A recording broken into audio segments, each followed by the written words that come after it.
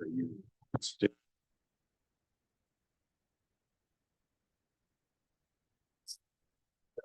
morning, this is Pat O'Connell. I'm calling to order a special open meeting on regional market participation of the New Mexico Public Regulation Commission. This is an informational workshop. It's Thursday, August 29th, 10 a.m. in the Bocum Building. We have quite a few folks here in the room to join us, and I'm expecting there's some folks online also, so I thought it was important to get started on time. If you run out of seats on this side of the room, there's seats on this side of the room. So glad you're here. And so let's have a great conversation together. I've called the meeting to order. Roll call. O'Connell present. Aguilera Present. Ellison Present. So all commissioners are present and accounted for. Commissioners, we have an agenda that was posted for this meeting on Monday morning. Are there any changes you'd like to see to the agenda before we proceed? I don't have any changes, just to note that PNM and El Paso in the afternoon session might be sitting together. We got a joint presentation from them. So I think that hopefully means that maybe we'll get out earlier than expected, but we'll see how many questions you all have as well. Do they know they're sitting? Yeah, they told me they were. Okay, that's good. So just proceed in the order we have published. Okay, so hearing no dissent, the agenda is approved. Next up is public comment. Mr. Rodriguez, do we have anybody registered online to provide a public comment? Mr. Chair, we do not have anyone online. Okay. I took that out of order. Normally, I would ask the room if anybody in the room is here for public comment. You're certainly welcome to provide public comment. We also have items on the agenda with opportunities for Q&A. So I would expect you'll have opportunities on specific topics if you would like. But is anybody wanting to kick us off with a public comment? Okay, so seeing none, we will proceed. Then next up is opening remarks. And at this point in the agenda, I'm just going to turn the meeting over to Commissioner Aguilera. He's been leading us through this series of workshops, and the meeting is yours. Well, thank you everybody for coming. We have a full house, and that's very exciting, and I think also representative of how important this conversation is. So, thank you for taking the time to be here, or, watching if you're online.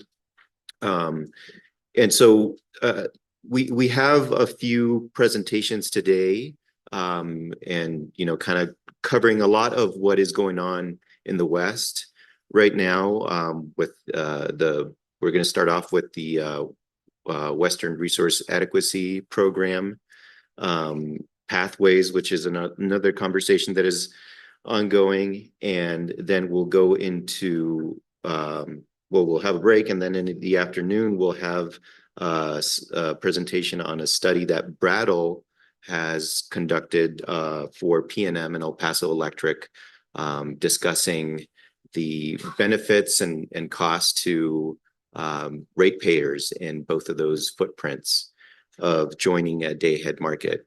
And so I'm really looking forward to talking about the results here. After each presentation, we're going to have opportunity for questions. So as the chairman mentioned, there are going to be a lot of opportunities to ask questions. So please do if you have them, and then we'll also have another opportunity in the agenda after all the presentations, in case we want to, have a discussion and have more questions about how we bring this all together. So once again, thank you for coming. And I think that we can go ahead and get started with the presentation by RAP. And I would invite Michael O'Brien to come kick us off.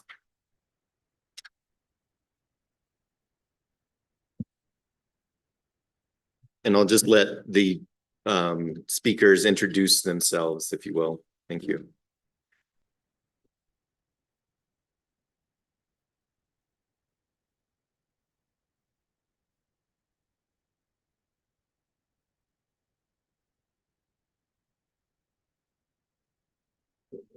Try that again. Good morning, Chair O'Connell, Commissioner Aguilera, Commissioner Ellison. I'm Michael O'Brien. I'm the Senior Engagement Manager for the Western Resource Adequacy Program, that's the RAP at the Western Power Pool. And we're very grateful for this opportunity today to give an overview of the RAP program, talk about how we've been implementing it over the last couple of years since the FERC tariff passed, our future plans, our participants' future plans, and our work to ensure that the RAP can interoperate with both SPP's Markets Plus and CAISO's EDAM. So next slide, please. Thank you. So at a high level, here's like an overview of what I hope we can get through today. So first, I want to briefly put the work of the RAP in the broader context of what happens at WPP. Then we'll begin our dive into the RAP program specifically, and we'll talk about the roles of Western Power Pool and Southwest Power Pool, and how that relationship doesn't extend to markets from our perspective.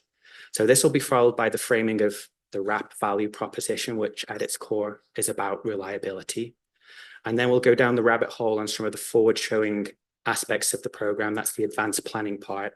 And then we'll also discuss the operations program. So that's where the rubber really hits the road and participants start helping each other out during the operation day. Then we'll discuss the latest and greatest on where the program is, including some breaking news on RAP participants' proposal for a new revised transition plan, which the Resource Adequacy Participants Committee is discussing and voting on to endorse right now. So finally, if we have time, I can also discuss our transmission efforts. That's the Western Transmission Expansion Coalition that we're facilitating. But first, the next slide. So I'll go through this quickly. The Western Power Pool has been operating for over 80 years and provides services that are more efficiently delivered through regional coordination rather than doing it by utility basis. And I brought copies of our history for you, so I don't have to go through it all. But our core mission is really about reliability and planning services all up and down the Western United States and Canada too. So given the relatively limited time today, because as I am very much aware, RAP is very complicated. Let's just zoom in straight into the Western Resource Adequacy Program. But I just want to note that since FERC approved the tariff early last year, the board of WPP is now independent of the participants of the RAP program. That was a very important part of the tariff getting passed. So the next slide shows the broad footprint of the RAP specifically. So in black is the current footprint. And last year we gained a new participant, the Public Service Company of New Mexico, and that brings the total number to 22 right now. So RAP got started when many of these participants on the slide and other stakeholders and regulators got together in 2019 to discuss the real problem that they saw on the horizon of resource adequacy, increased variable energy generation coming onto the system, more traditional generation like coal plants retiring, trying to meet expanding loads driven by electrification or more data centers coming into service territory, and all three of those against the backdrop of increasingly extreme weather conditions. So our FERC-approved tariff is the summation of years of negotiation between many parties. And now is as good a time as any for the public record just to state that RAP is not a market and it's not trying to establish one. And any exchanges in the operations program, they're resolved bilaterally between the participants. But the rate at which they are exchanged is set by the RAP tariff. So that's kind of like the grounding in the RAP. And then on the next slide, please, we can start getting into the program details. And this is the roles of the program administrator and the program operator, which I think are important in terms of our discussions of markets. So our FERC tariff defines WPP explicitly as the program administrator. So we are entirely responsible for administering the RAP.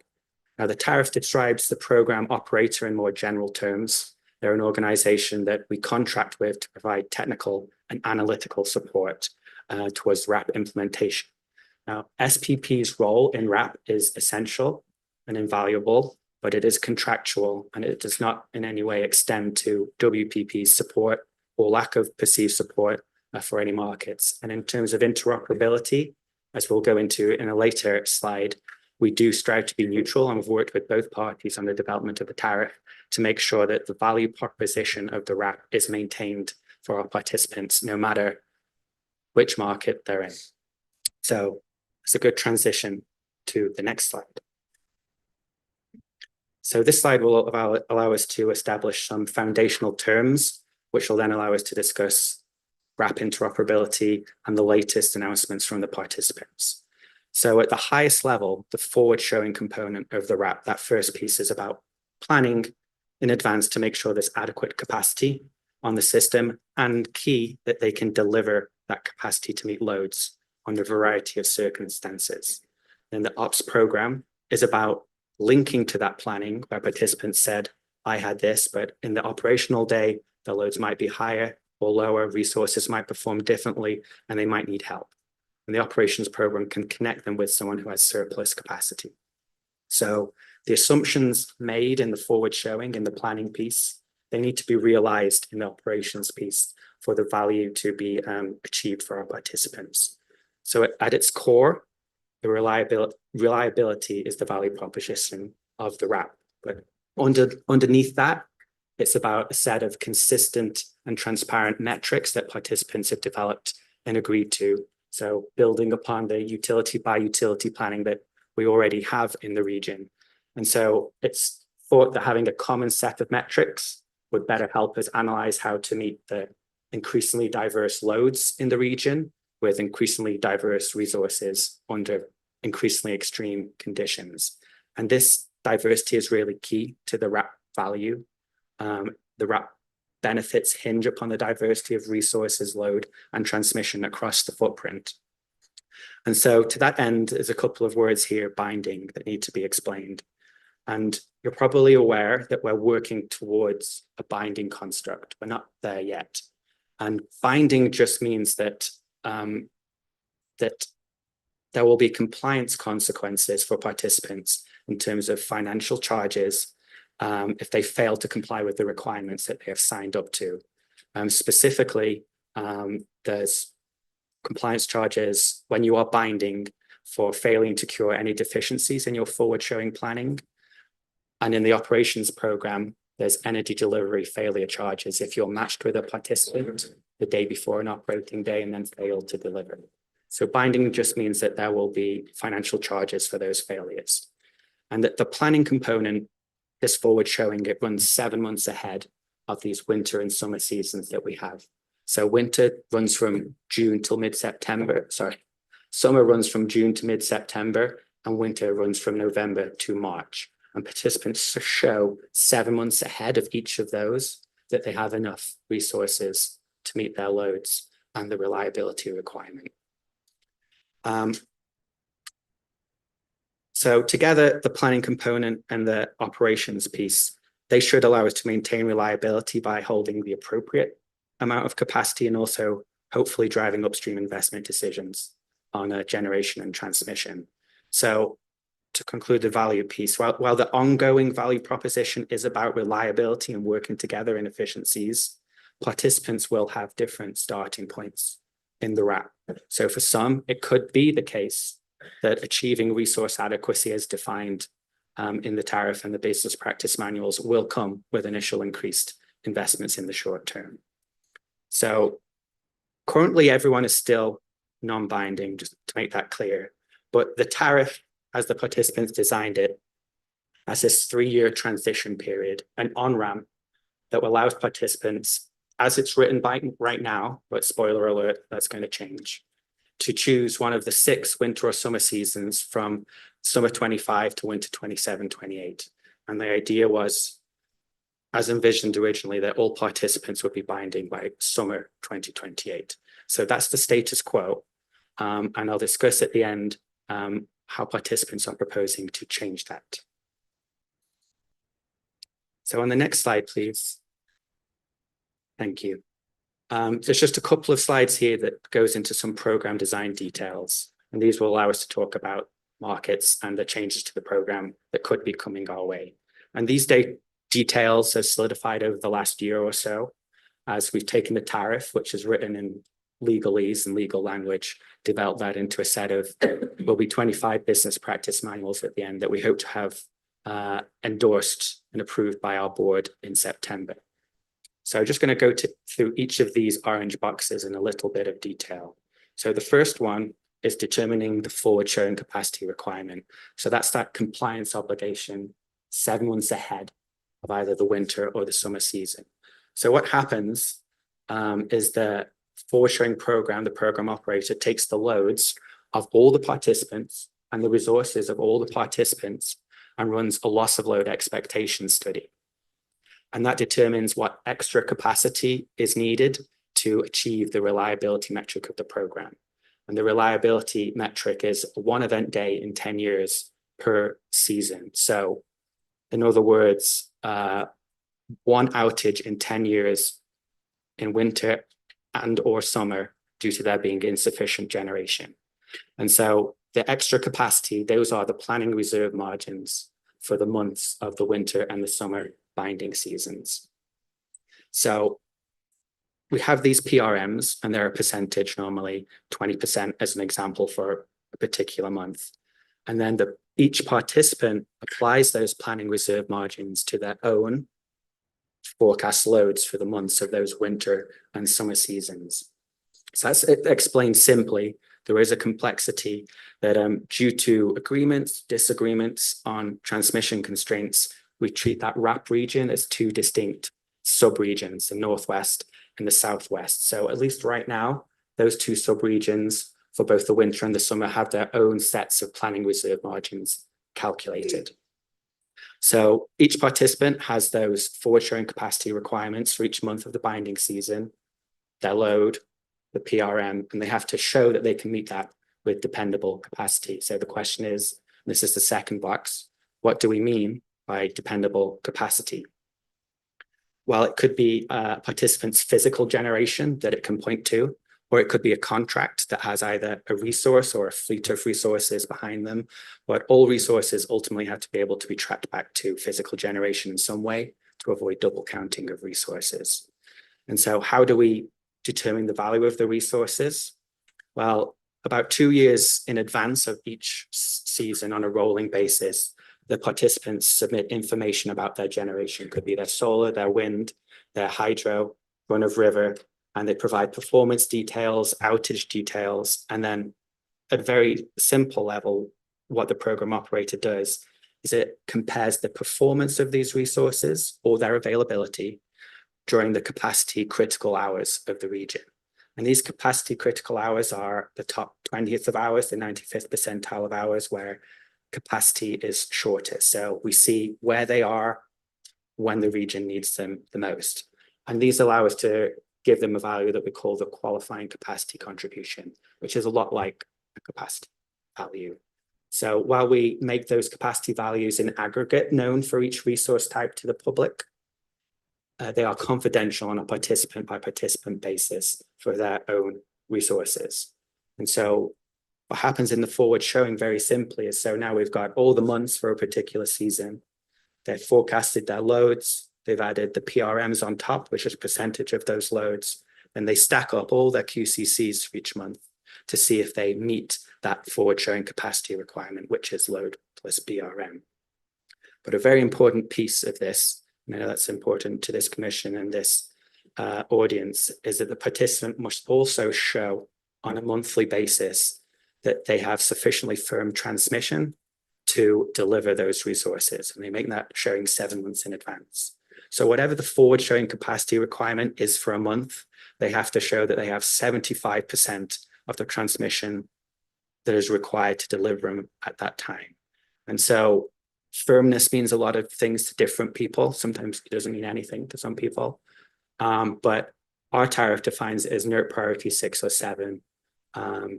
So point to point or network. So conditional firm in terms of point to point, NERC priority 6.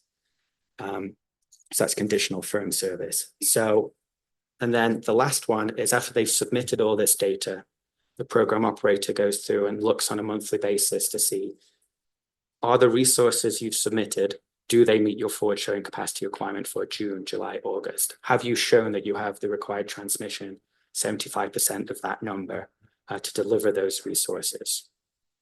And then if they have, great. If they haven't, 2 months after that initial 7-month submission, we will let them know what any of their deficiencies are on a month-by-month basis. And then they have another 2 months after that to try and cure those. And if they are binding and they do not cure them, then that is when these forward showing deficiency charges come into play. And they are based on the amount of megawatts short that you are. And the foundation on the calculation comes from a concept called the cost of new entrant. So this is based on the publicly available data from EIA on the hypothetical natural gas-fired peaking plant. So it's capital and fixed operating costs. So depending on how many megawatts short you might be for a particular month in either capacity or transmission, you are charged some multiplier of the cone. And it's a little complicated because it also has an adder multiplier depending on how deficient the region as a whole is.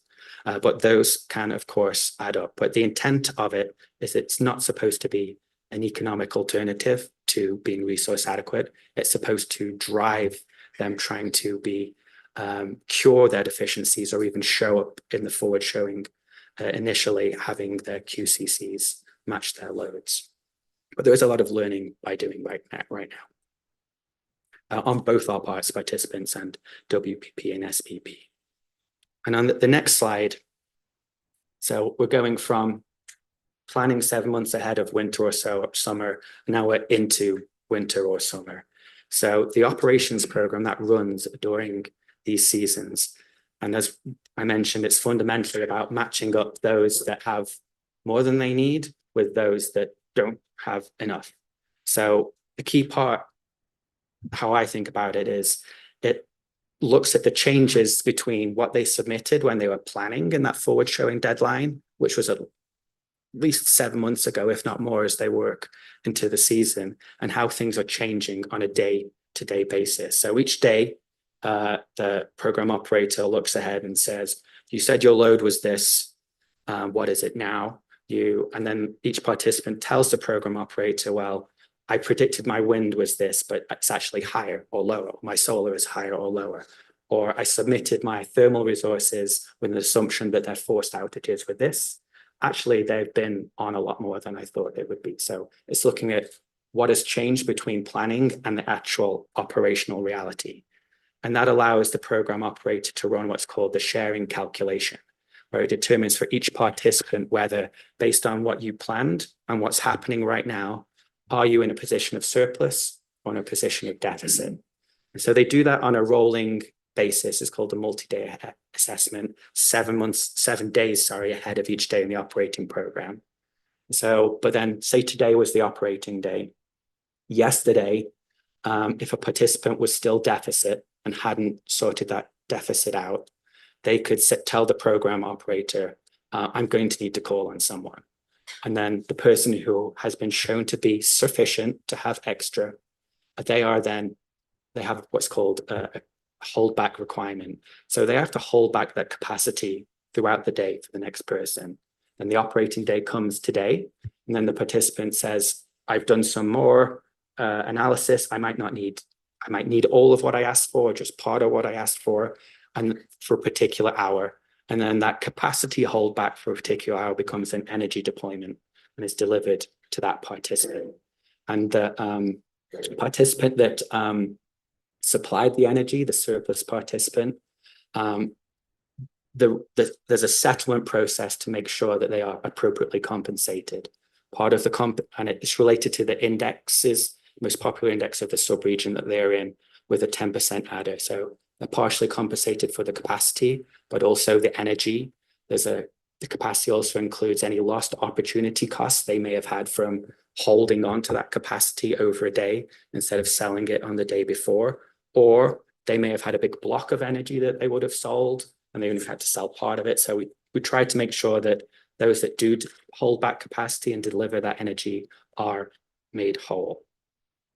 And the last piece bullet on this slide is what happens if we're in the operating day, you've promised someone, you're holding back capacity for them, you say you're going to deliver on an hour, and then you don't. And that's kind of one of the most serious failures in the RAP program, because that is like the key reliability piece. In that scenario, the participant would be subject to an energy delivery failure charge. And the mechanism by which this ramps up can be quite severe. It can go from 5 times the index at the time up to 50, depending on how many times the participant has failed to deliver energy before and whether or not someone managed to come in and help them. So if someone helped the person that was in deficit, there's a little bit of a less charge. If someone didn't help them, the charge increases. So they can rack up quite quickly. And that's just because that's about keeping the lights on at that stage. I think up to this point, we now have enough of a baseline that can move to discussing interoperability with markets and the latest developments from the participants, if that sounds good. I just had a couple questions about where we're at, so it sounds like, maybe a good time with the transition, but so just trying to understand, like on slide 6, common planning, capacity accreditation metrics, and then 7, how it's established and assigned to each of the participants. And so I just worried that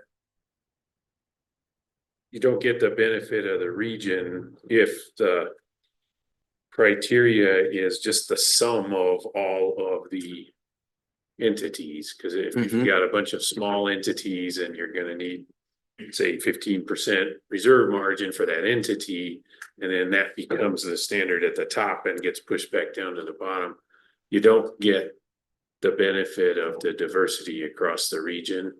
And so I could be totally wrong here. I'm just telling you, when I saw that, that's what I was afraid of. And then seasonally, this is a really diverse mix of participants. So there are going to be some places that will be really strong, say, for winter reliability. There might be other places that are really strong for summer reliability. And is there a way that diversity benefits all the members through this construct? Thank you, Chair O'Connell. I think I can help with that question by just going into a little bit more detail about how the PRM is calculated. So for a particular subregion or the region, I said we take all the loads and all the resources together to calculate those PRMs.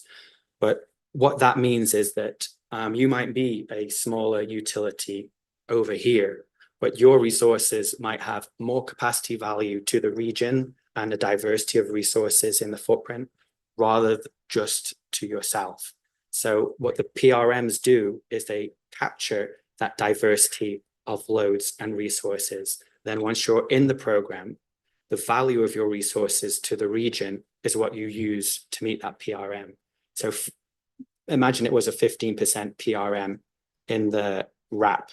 In your own IRP, if you were just looking in isolation, you might just administratively assign a 10% PRM, or maybe you do some stochastic analysis. But the way your resources contribute to meeting your own determined PRM is very different to the way a resource that's part of the whole region contributes to meeting the region's PRM. There is more value due to the diversity of load and resources when it's calculated together. If that makes sense. This is what I hope you were saying, is that PRM is calculated for the whole region and considers the load serving capability of the diversity of the resources that are online. That sounded like step 1.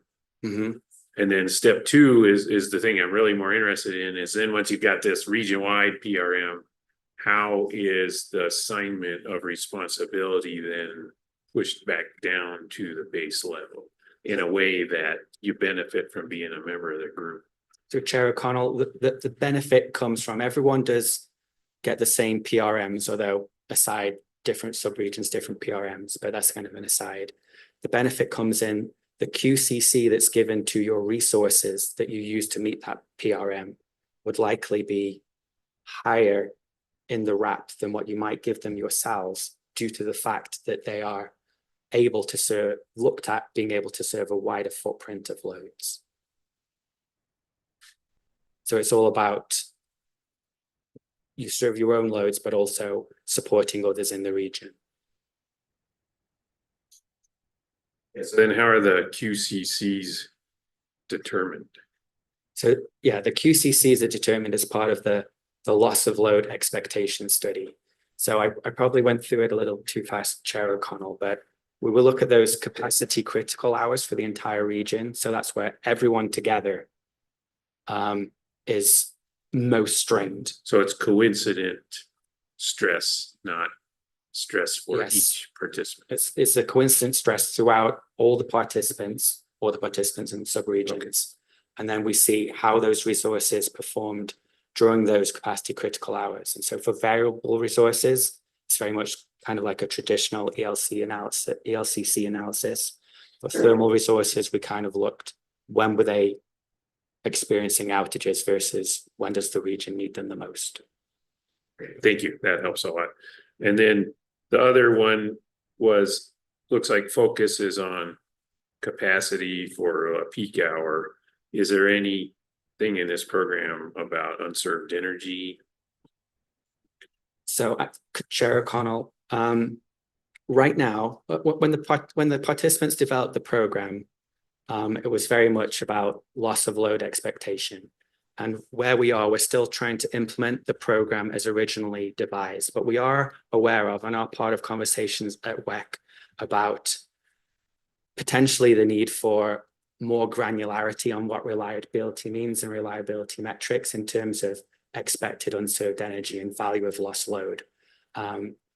So once the program has been established, which fingers crossed should be September this year, and by which I mean we have all the business practice manuals in place, we'll be soliciting suggestions from anyone and everyone about changes to the program. And those suggestions could include what would it look like if we start looking at different reliability metrics, but we're just not there now, still trying to get on the legs. No, yeah, I get it. Thank you. And then the last one is just, you know, the penalty structure and the worst sin, those type things make sense. But what's the incentive for market participants to bring on more capacity or provide new solutions that maybe don't have a QCC calculated for them? For RAP participants. Yeah. For Sure. any, yeah, just for the RAP region in general. Somebody wants to build a storage facility and operate as a merchant. How can they participate in this and get incentive to do that? So Yeah. we're not relying just on the utilities to solve the problem. So I was at the Western Power Trading Forum in Montana last week, and that was a big part of the conversations there. So there's kind of a couple of pieces to that. One is that it's not just about resources that utilities own. They might have a contract or a PPA with a merchant provider or an IPP. And the business practices have something for how we accredit contracts. We require some sort of agreement and attestation between the buyer and the seller, where the seller basically is saying that I will deliver it to you. I will not divert this energy for any other commercial reasons. That's a great simplification. And if it's a contract, they can provide details. If it's a super peak or a high load hour contract, we're providing them with the capacity critical hours. And so these merchants or whatever they might be, they can look at how their resources might perform during those capacity critical hours and have a good estimate of about what the QCC might be. So we've been working with some IPPs on that. And what I heard, I think was another part of your question, Chair O'Connell, is, the QCCs sound like they're locked in 2 years ahead, but there is space for late resources. So say a participant between when it's submitted its resources and the forward showing went out and got a new power plant from someone else. That's just what's called a late registered resource. And they can provide testing data to us or just receive some sort of reduced QCC in the interim if they don't provide all that data. But it is possible for people to bring on new resources, whether their own or through some sort of PPA by contract. Really, the nut of that was, is this another layer that slows down bringing on resources, or is it an opportunity that could speed things up? Based on the conversations I had, people really want RAP to help them understand the value that their resources bring to our participants. So I think it's potentially, I hope, speeding things up. Yes, and I guess then that leads to the question you were talking about, independence of the board. Who is the board? Our board chair is a former BPA administrator. We also have people on the board from PJM, but the key issue is that they've all met the independence requirements of a board that FERC needs. So whereas in the past they might have had relationships with participants, they now have no financial interests in the outcome of the decisions that they make. But I will be happy to provide the commission with the full board membership of this. No, I can look that up online. I just thought it'd be worth exploring here because, you know, the promise of this is tremendous, and it's, I hope it works. The fear is it's just something that is an institution that builds in inefficiency. Mm-hmm. You know, where utilities are gold plating their system and we have to do it because RAP tells us to. And so if the board is people who think that way too, that was more what I was wondering about with the independence. Chair O'Connell, I can't speak for the board, but I know they understand the importance of their duty in the RAP, and they are WPP board, not just RAP board, but reliability is really at the heart of a lot of their concerns. Yeah, no, it is good news that you understand how reliability gets created. So don't get me wrong there. I was just trying to explore both goalposts here. So thank you. Thank you, Chair O'Connell. Very good questions, and those answer some of the questions that I had, including about the qualifying capacity contribution. I have a couple more questions to follow up. So I understand that, you know, for the forward showing, there has to be also a showing of 75% firm capacity, either point to point or network integration transmission service. Is there a point where a showing of 100% transmission capacity is required? Chair O'Connell, Commissioner Aguilera, that's a very good clarification. The short answer is no. The participants designed this program, and they designed it so that they have to make a 75% forward showing at the planning stage. Now, when we get through to the operations program, our assumption is that they are 100% sufficiently firm, whether that's 6 or 7. And by our assumption, I mean that we don't check though. The check comes in the operations program, that if a participant who is sufficient is matched with one that is deficient and they cannot provide that energy because they don't have sufficiently firm transmission, that will not be an excuse to have those energy delivery failure charges waived. So if, you know, they could have said they have a certain gas plant during their forward showing and then sold it off before the operations day. But from the operations perspective, we assume that they're going to bring that capacity, not necessarily from that plant, but an equivalent amount of capacity into the operating day, and that they will be able to deliver it. So there are ways in which people can avoid these energy delivery failure charges, and they're currently being, the details of them are currently going through a BPM today. Today is a big day back home. So for example, if you're asked to help someone out, but that would cause you to not be able to meet your own load in some way, you can petition to not have to pay the energy delivery failure charge. But not having sufficient transmission to help someone out is not a reason to have that waived. And to petition to have it waived, who are you petitioning to?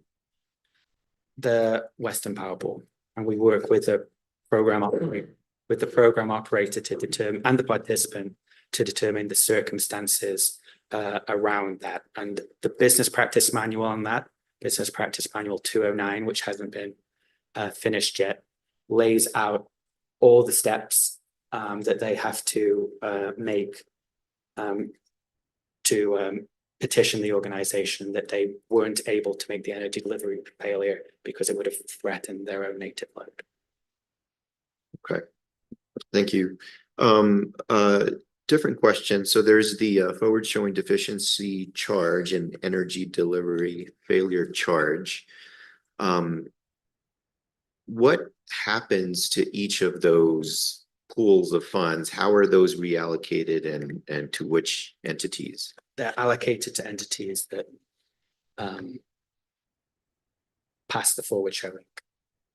So to the entities that, by past, I don't mean right at the beginning, they have cured some deficiencies, but they're distributed among the ones that brought resource adequacy to the system. That's how it was designed to do. So it doesn't go to us. Okay. So both of those charges would be reallocated to those that pass the forward showing. I'm pretty sure on the planning piece, yes. I'd have to check on the detail of what happens to the energy delivery failure charges, but I'm pretty sure it goes, it either goes to those that pass the forward showing, or it goes to those that, it probably does because it's going to be too many dollars. So, but I can check on that detail for you. Okay, and so that serves as well as a financial incentive to, you know, if you didn't already have it, to meet the forward showing requirement. Yeah, but you can't, obviously, Chair O'Connell, Commissioner Aguilera, it's not something you would ever rely on or really want to happen. Right. Okay, thank you. Commissioner Ellison, did you have any questions at this point? Okay. Chair O'Connell, would you like me to proceed? There used to be Valetsky. We go into the next slide, please. So I know there are people from SPP and CAISO markets here. So if I mischaracterize anything, I fully open to being corrected. But we've been working together with both SPP in their market function and CAISO on trying to ensure that RAP can operate with both Markets Plus and EDAM. And that's very important to us because we have participants that are currently in both camps. So on paper, RAP could work with either of these markets. And by paper, I mean the tariffs as filed with FERC. Because we don't have operational experience of either yet, and we're still building up operational experience of the RAP. So the key part of our engagement with both SPP and CAISO has been on ensuring that our participants, no matter what market they're in or out of, are able to maintain that value proposition that we discussed earlier. And that's the capacity that I showed that I had, that I am able to deliver it to someone when they need it in the operations timeframe. So it becomes a question of what happens in these markets when transmission or capacity is constrained, but someone also has a RAP obligation. So then that becomes a question of priorities. And we've worked with both SPP and Markets Plus to try and get language in both of their tariffs or their transmittal letters that acknowledges this to some extent. But even though we might have success between the three of us in the tariffs, the market tariff specifically, the BAs that are part of these markets still have to put those accommodations for RAP into their own OATs in some way. So I'm aware that Pacificor has its EDAM conforming tariff currently in Oasis up for comment, and we'll be taking a look at that. So any more questions on markets before I pivot a little? Okay, so just to emphasize, the key is prioritization during transmission and capacity constraints. Okay, so the next slide, please.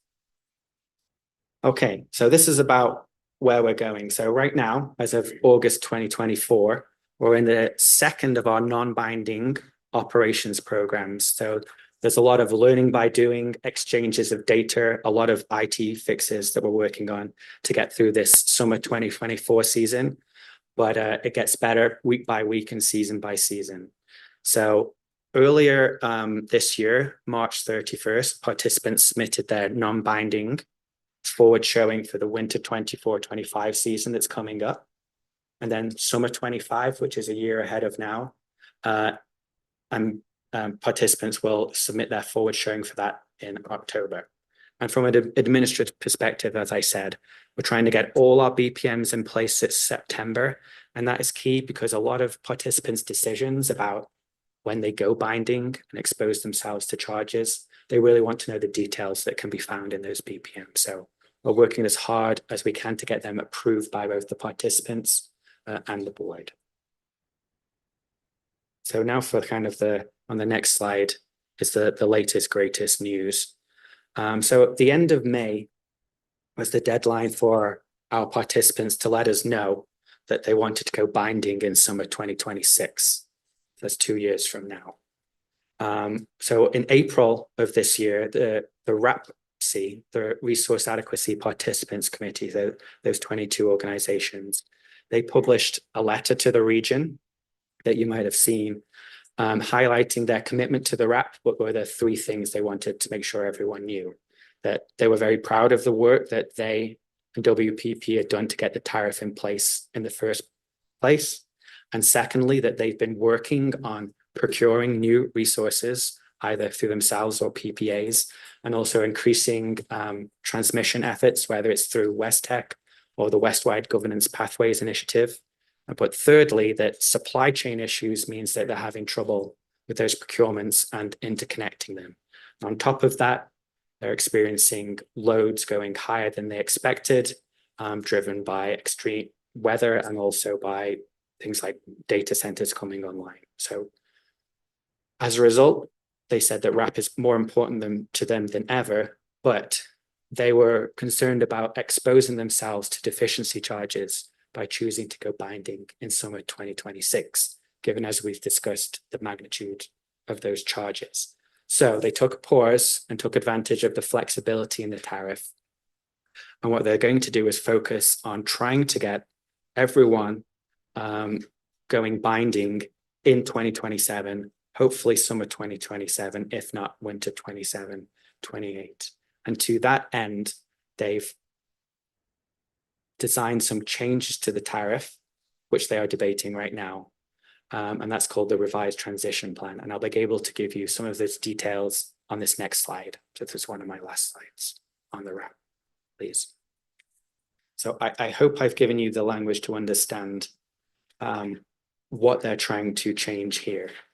So the transition period. So as we discussed right at the beginning, the transition period is just when they get to take advantage of discounts in forward showing deficiency charges, should they not be able to cure any deficiencies. So that originally ran from summer 25 to winter 27, 28. We've extended that period out 1 year. So if they're going binding in summer 27, they now get an extra year of decreased or discounted deficiency charges if they're unable to cure any of their forward showing planning deficiencies. And in terms of the binding season, as I mentioned, they're all trying to come together around summer 27, but we discussed how they have to give notice 2 years in advance. So 2 years ahead of summer 27 would be May 31st next year.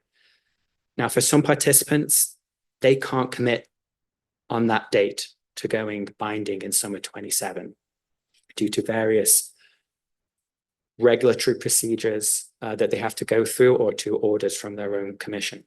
So what we did is we pushed out the date and decreased it from 2 years. So instead of it being May 31st, 2025, it'll be mid-January 2026, where they can make their commitment to go binding in summer 27. This gets a bit weird because in October, before that January, they will have already indicated that they would be going binding in winter 27, 28. So that kind of window between October and January is just for those that have resolved any issues to say, actually, I'm good. I couldn't commit in May. I can commit now. Let's all try and go binding in summer 27. A couple of other parts of the revised transition plan. There's this new idea of critical mass. Just at a high level, given the time, if some participants find themselves in a sub-region and there's only a couple of them, or there's not very much load, and those thresholds are going to be defined outside of the tariff, they can choose, if they're binding, say they're in 2030, they can say, we'd like to go non-binding because there's not enough diversity of or load in these sub-regions anymore. And then the next piece, I won't go into the mechanisms in too much detail, as it can be a little confusing, but this is just the discount structure for those years. So they go binding in summer 27 or winter 27, 28 for that year period. They can get a 75% discount on any forward showing deficiency charges they may incur. And that's limited to a certain number of megawatts. And that amount of megawatts goes down the next year. And also the discount decreases to 50%. And by summer 29, everyone's in it to win it. No discounts.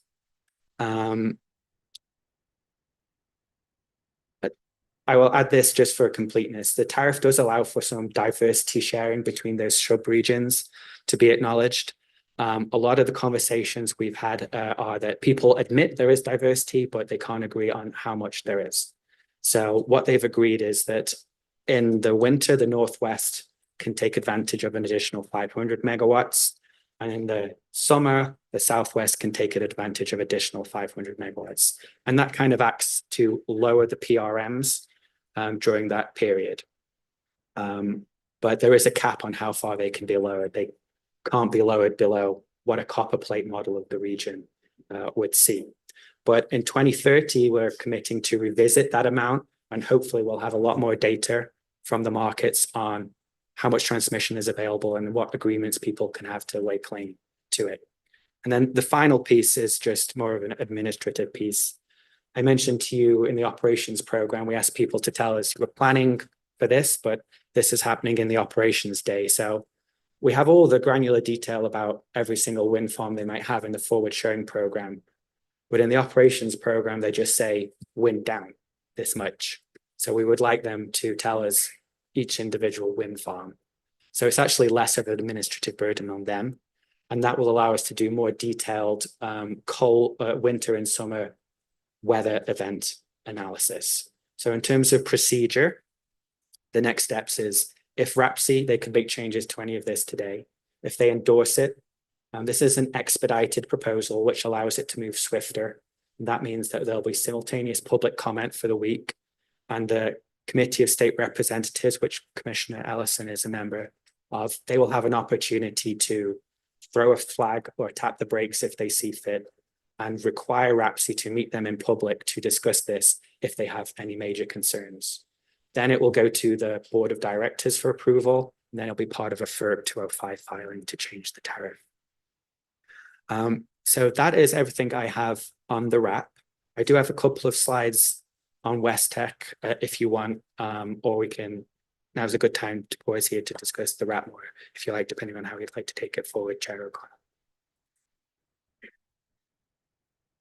I do have one other clarifying question for the QCC. Is that in the tariff or in a BPM? Both. Okay.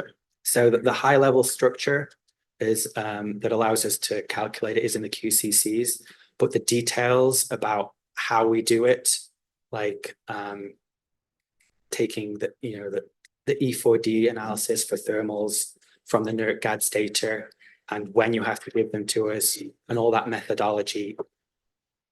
We don't want to have to go through a 205 filing every time something like that changes. So those details you're after are in Business Practice Manual 105 for qualifying resources. Business Practice Manual 106 is about how we calculate the qualifying capacity contribution of contracts. Okay, and so what would be the process to update the QCC and the BPM? Who would need to approve it? Is there like a voting structure? How would that occur? So there's a couple of stages to our change management process. Let's say that we have kind of a long-term change management process and a short-term one. The short-term one is called an expedited proposal, which is what the ones on the screen are. And that is envisioned in the tariff, and that is due to exigent circumstances that the tariff defines as FERC saying do something now, or a regulator say do something, or kind of the third one is significant impacts to utility services, and that could reliability. So that means the change comes from the participants, as this did, and then it goes through a very quick stakeholder review process with the COSA coming in at the end, and then the board, and then the FERC. Now, if it's not an urgent process, what happens is, say you, Chair Aguilera, or an IPP had wanted to change how we do our QCC methodology for batteries. Right now, we're just trying to implement what we agreed to, but we admit it could be more sophisticated.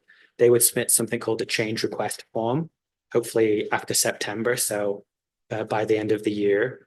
And then BPMs 301 and 302, they discuss how WPP gathers all these change request forms, and we look at ones that are similar, say all about batteries, and some change requests, they will be simple. They could be a word.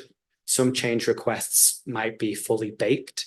And so say you had an idea for how to change the methodology for batteries and you told us, that would go through something called the non-task force proposal process, which is a little bit swifter. And then people are just commenting on the idea. But say you put in a change request form and just said, the ESS methodology needs to change. We then have to set up the following year a whole task force to discuss, including yourself and experts, how to change it. So there's kind of lots of different streams that move at different speeds on how these changes can be made. Okay, thank you for that explanation. I appreciate that. And then for the revised transition plan, does that require a filing at FERC? Chair O'Connell, Commissioner Aguilera, yes, it will require FERC 205 filing because they will be changes to the tariff.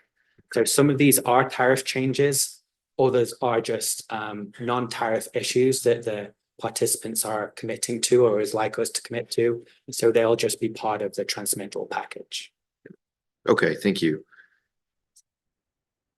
Commissioner Ellison, do you have any questions you'd like to ask?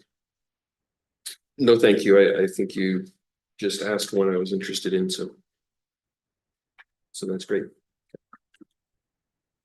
think we could move forward with the WTEC. Thank you, Commissioner Aguilera. So this is just a couple of slides. It won't take many minutes. I do not work on WestTech, but my colleagues have sent me here with the slides, and there's some things they would like to get across. So this is the Western Transmission Expansion Coalition. And what they're trying to do is have a new kind of conversation on regional planning. They really don't want to recreate what has gone before. They want to build upon it. And the focus is planning, not permitting or cost allocation, but they really hope that the results that come out of the planning process will help with both of those. So the key word that they keep using is the plans should be actionable. So it's going to be a couple of scenarios that they look at. There's a 20-year outlook, which is going to be hopefully new transmission lines. There's also a 10-year outlook, which won't be new transmission lines. That's probably going to look at grid enhancing technologies, for example, but two different streams there. And so they're trying to be expedient, build upon what we already have. But in terms of trying to get everyone to agreement, they're trying to be as inclusive as possible from the outset. So that's including state regulators, state representatives, tribal representatives, IOUs, COUs, members of their board, experts, the public, stakeholder interest groups, customer interest groups, really bringing them all together in the room from the outset so that they have buy-in to the outcomes of the study plan. So the concept was submitted for West Tech in October, and since then they've been working quite hard on setting up the various steering and technical committees and outreach committees. And then in July this year, they submitted their study plan, which included how they're going to look at these 10 and 20-year periods in terms of what load they're going to include, how they're going to address electrification and load growth rates. And so comments on that were due, I think, August the 23rd, but they're going through those comments now. Then in September, they'll start work on the 10-year outlook, and then later the 20-year outlook. But so in 2025, in September, I believe, they hope to have the initial results for that 10-year study from 2025 to 2035, and then the 20-year study in October next year from 2025 to 2035. So looking at different short-term solutions to what we need to do, and then different long-term solutions to actually building new lines. So the idea is that once all these solutions have been identified with buy-in from the parties, a group of utilities, builders, will hopefully have the backing of this study and the stakeholders in the study that would ideally make the siting and permitting process more actionable. But they will also want me to emphasize that this is not a FERC process, although there could be potential synergies with the FERC 1920 process, because a lot of how West Tech was built was based on the NOPR for 1920, but that's still something that's, well, 1920 and the synergies are still being explored by attorneys. That's the end of my presentation. Thank you. I had a brief question about that West Tech effort. Does that effort consider merchant transmission capacity, the potential to reach agreements to utilize any spare capacity on merchant transmission lines? Chair O'Connell, Commissioner Ellison, I know the representatives of those lines are part of these discussions, but I can't give a yes, no answer to your questions. I'm just too distant from that process, but I can promise to follow up. And then, so you mentioned a key word is actionable, and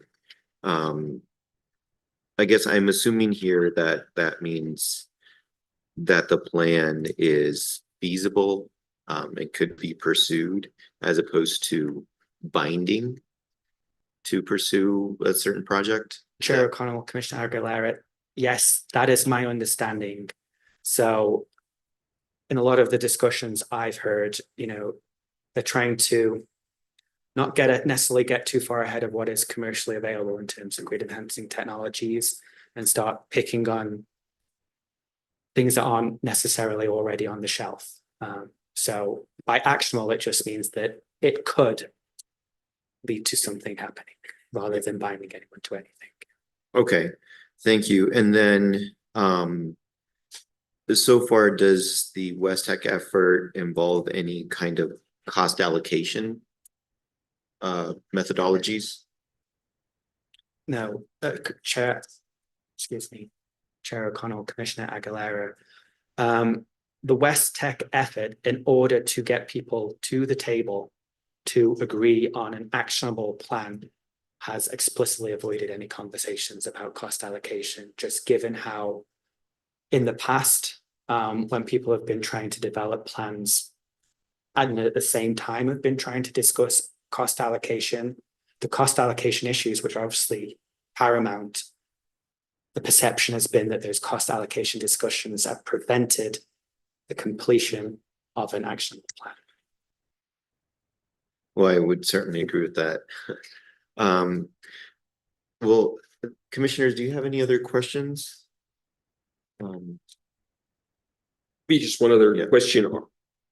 Is a consideration of advanced conductors part of the study where you may be able to get more capacity out of the transmission lines that are being proposed?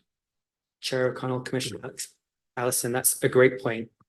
So the short-term study and long-term study too, but very much the short-term study is going to be focused on those types of technologies that can be deployed on a much more short-term basis and applied to existing infrastructure. So yes. Okay, I think at this point we could see if anybody in the audience, I maybe just physically in the audience first, and then we'll go to Patrick, if you could take note of if anybody has questions online, we can take that after the in-person. Does anybody here have any questions that you would like to ask? It looks like we do have one from Vijay, and if you could just make sure you use the microphone. Yeah, there you go. Chair O'Connell, Commissioner Aguirre, thank you for hosting this workshop. WI has been involved in the formation of the RAP from the very beginning. We helped with shaping the governance structure and the processes, including the PRC and the different committees. So we commend the RAP for trying to get to where it is. I have two comments. One is, in the last WIRAP CREPSI meeting, the Western Power Pool Executive Director Sarah Edmonds raised some concerns that the utilities have not been forthcoming in terms of their plans to commit to, I don't know if it's data sharing or other concerns. It'd be great if Michael can kindly shed some light on what is the real challenge right now in the utilities coming to an agreement. Is it on data sharing? Is it on agreeing on common metrics for PRM, or what is it? And my second comment, I think Chair O'Connell touched upon, is WR officially submitted comments a year and a half ago. And I don't know, I've not been in touch the last 6 months, but it'd be good to know if demand side response, DR solutions are part of the PRM calculation. It is known, in fact, that there is economic DR and reliability DR, two kinds of demand response solutions. So it'll be great to have the incentive being given in this product offering, because the long-held perception is DR doesn't show up when the signal is given. Well, if the product is not designed to give them the incentive to perform, how can the utility work with customers? So that's another question for Michael, as an ambassador to the RAP program. Is demand response factored in your calculation? And if not, what could be done to do so? Thank you. Good answer. Thank you for those softball questions. It's a stage layer question. So in terms of making data public, our participants do require us to show them what the form and format of any data disclosures might be, but they also have to agree to it in the first place. So I said right now, we're still in a non-binding phase. So there's a lot of learning by doing, both in the forward showing planning piece and in the operations program. So I can't speak for internal deliberations between the participants, but at a very high level, they are learning. Sometimes they're making mistakes. Sometimes we're making mistakes. So I think they and us have to get to a degree of comfort with the numbers that are coming out of the program to make sure that they are reflecting what is going on with our participants. So that's kind of, it's nothing to do with the disagreement on the metrics. It's just getting comfort with the program and getting comfort with the outputs of the program. And on the second piece, demand response is very much a part of the RAP. So there are now two ways in which demand response can be treated in the forward showing. And these are detailed in Business Practice Manual 103, which is another one of those that hopefully the board is going, the RAPC is going to be discussing today. So they may have historical deployment of demand response, and that is in their historical load data that they submit to the program operator, SPP, that's then all pooled together to calculate the PRMs of the system. So that's baked in and, reduces load, and so hopefully reduces the needs, reduces the PRM. However, a lot of participants said, well, that's what I was doing 2 or 3 years ago plus. My demand response in the future is going to look very different.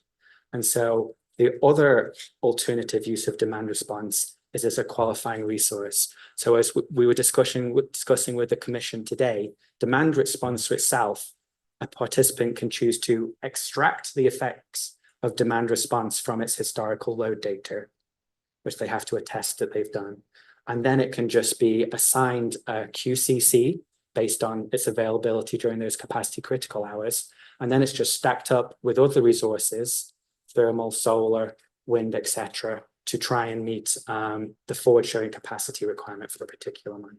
So yes, I myself have spent a lot of time working with participants to try and help them understand the most appropriate ways for demand response to be factored into the forward showing planning. Thank you. Thank you. Do we have any other questions from the audience present here? It looks like, oh, yes, we do. We have one more, please. And if you would introduce yourself also, because we don't, for people online. Sure. Hi, this is Lynn Mostaller. I'm with the New Mexico Renewable Energy Transmission Authority. Thank you, Chair O'Connell and Commissioners for hosting. This may be a very basic question, but as I'm getting introduced to RAP, I'm thinking of what happens if a participant gets into a chronic deficiency situation where it seems like if once you get into the binding phase, and I understand there's mechanisms in place to try to avoid that with QCCs, but there could be an event or just poor planning that you've got a participant who's chronically deficient, then they're paying fees for the deficiencies. And I believe that would make it harder for them to work on improving their QCCs. Are there mechanisms in the program to avoid that sort of debt spiral situation? Thank you, Chair O'Connell, Commissioners. I'm not sure which way to look, but so excuse me for my bad. So that is envisioned, but in terms of why a participant might not be able to meet its forward showing planning requirements, there are a lot of pressure valves that have been built into the program that I haven't really been able to get into here. So one might be a catastrophic resource failure. You know, if that happens, obviously, their forward showing capacity requirements will be lowered. There's also various transmission scenarios that can allow them to avoid some portion of their forward showing transmission requirement. And these aren't just during the transition period, these are ongoing. So if they have deliverability problems, there are various, so if there's continual congestion on the line, or if there's some firm ATC expected, but it's just not ready yet, the business practice manuals outline the way that they can reduce their forward showing transmission requirement to alleviate some of the pressure on those potentially having to pay the forward showing deficiency charges. So that's that side of it. But on the other side of it, in terms of a load responsible entity's responsibility, if they are continuously incurring forward showing deficiency charges as part of a program that they voluntarily decided to be a part of, potentially also designed, that means that they are not resource adequate. And so yeah, thank you. And one thing I would emphasize in the response also is that it is a voluntary program. Although in Markets Plus, for example, if you are a participant in Markets Plus, then you have to join the RAP. So in that sense, maybe it wouldn't be that's as voluntary. I think we probably are running out of time, and maybe we can take one more question if we have any online. Patrick, do we have any questions? Commissioner, I don't see anyone with their hand raised. And if you are on Zoom, if you have a question, please do raise your hand. Okay. So thank you so much, Michael, for coming here and presenting and answering our questions. I think we certainly have at least I have a better understanding of the RAP program, and really appreciate you making the trip out here and presenting. Thank you. Chair O'Connell, Commissioners, thank you. It's been a pleasure. And so the next presentation is by Pathways, and we have Kathleen Stacks and Pam Sporborg. Do we have them online, Patrick?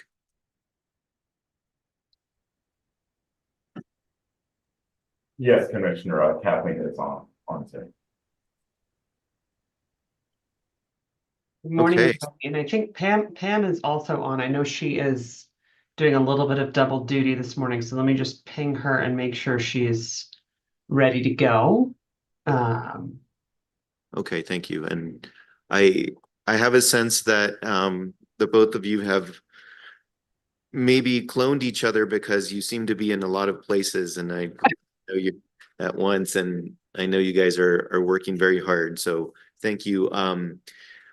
So you know, once you're ready, if Pam is on, or I don't know if Kathleen, if you're going on by yourself, please go Pam's ahead. here and ready to go. I'm here. Ready. Awesome. We have an Oregon public meeting also on RAP and resource adequacy going in parallel, so I'm keeping an ear out for both of them. Well, thank you. Please introduce yourselves and go ahead and get started. Thank you for your presentation. So maybe I'll start. I'm Pam Sporborg. I am the Director for Transmission and Markets for Portland General Electric, and I am the co-chair of the Westwide Governance Pathways Initiative with Kathleen Stacks. Kathleen, do you want to introduce yourself?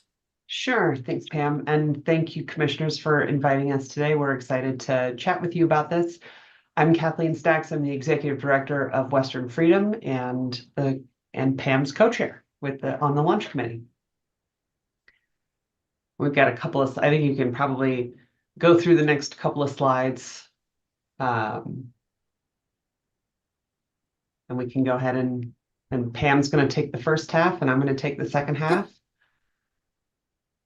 So before we really get started, I first want to follow Kathleen's thanks for the invitation to come present to you today, and also extend my thanks to Public Service New Mexico for their support of Pathways. They are a phase 1 funder of our initiative and our work, as well as contributing to some of our step 2 working groups, particularly the tariff working group, which is one of the most nuanced and challenging working groups that we have. So really appreciate PNM's support, both with the financial contribution as well as being willing to roll up their sleeves and help us parse through tariff language to bring forward some of the proposals that we have from our working groups in step 2. So next slide. So the launch committee was formed out of a group of regulators who came together last summer, including New Mexico. We really appreciate your early leadership in this initiative. And the launch committee, that group of regulators challenged the region to identify a new and independent entity with a governance structure that would be capable of overseeing a full expansive suite of West-wide wholesale electricity market activities. The idea here was that the region was at a crossroads where governance was really a barrier, that independent governance was really a barrier to additional progress to maintain the largest footprint possible for the West. And that large footprint that today covers 80% of the Western market with the energy imbalance market was at risk if we could not get a governance structure right that would meet the needs of a diverse group of market participants to open up the extended day ahead market to broad participation.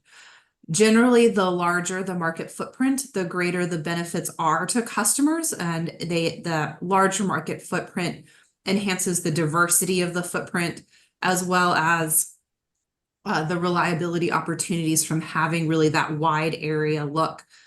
In the RA presentation, we talk about markets or footprints that are really bigger than the weather to get that diversity. And while the RAP is absolutely critical for maintaining that RA diversity, we also need markets to support some of those transactions and see that diversity show up on the energy saving side.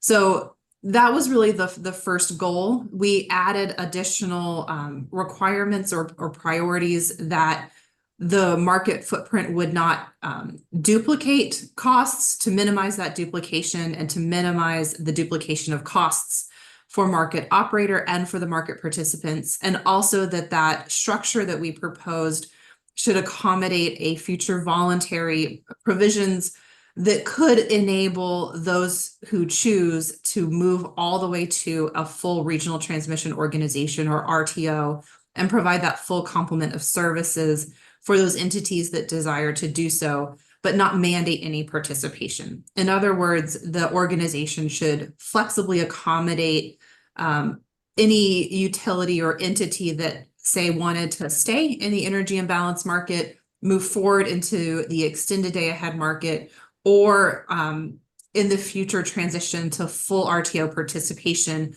while maintaining all of those participation options for the diversity of market participants. Next slide. So again, we came up with a set of evaluation criteria that really reflect that mission statement. I'm not going to go through each of these individually. I think they parallel a lot of those mission criteria. But I do want to emphasize this last criteria, this respect for state authority to set procurement, environmental, reliability, and other public interest policies.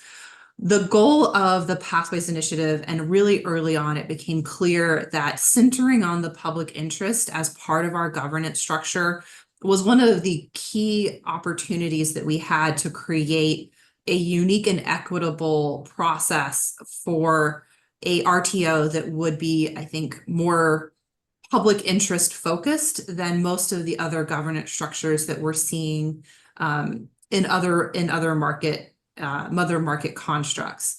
So we've really emphasized this this component of our work, and especially as we get into some of the step 2 criteria that Kathleen will discuss. There's a number of different components that really emphasize the state authority, public interest centering that has been part of our mission from day one. Next slide, please. So we propose a 3-step process. I'm going to get into the details on step 1, which is moving as far forward as we can under the current legislative framework in California. Kathleen will discuss step 2, which is looking at what can we do once we achieve that legislation. And then we want to recognize that step 2 is not the end of our journey. We will continue to keep going with a step 3, which will allow that evolution that I mentioned previously from offering the extended day ahead market and the Western Energy Imbalance Market services to incrementally evolve into a potential regional transmission organization under the RO's sole governance authority as the region and stakeholders identify value in taking those incremental steps. Next slide, please. So I want to first talk through step 1, our final proposal, and I believe we can go ahead to the next slide. So step 1 has several key elements. As I mentioned, step 1 is looking to maximize the authority of the Western Energy Market Governing Body. They just changed their name. I'm still getting a little hung up on the change in acronym, the WEM Governing Body, elevating and maximizing their authority over the energy markets to the extent possible under current California law.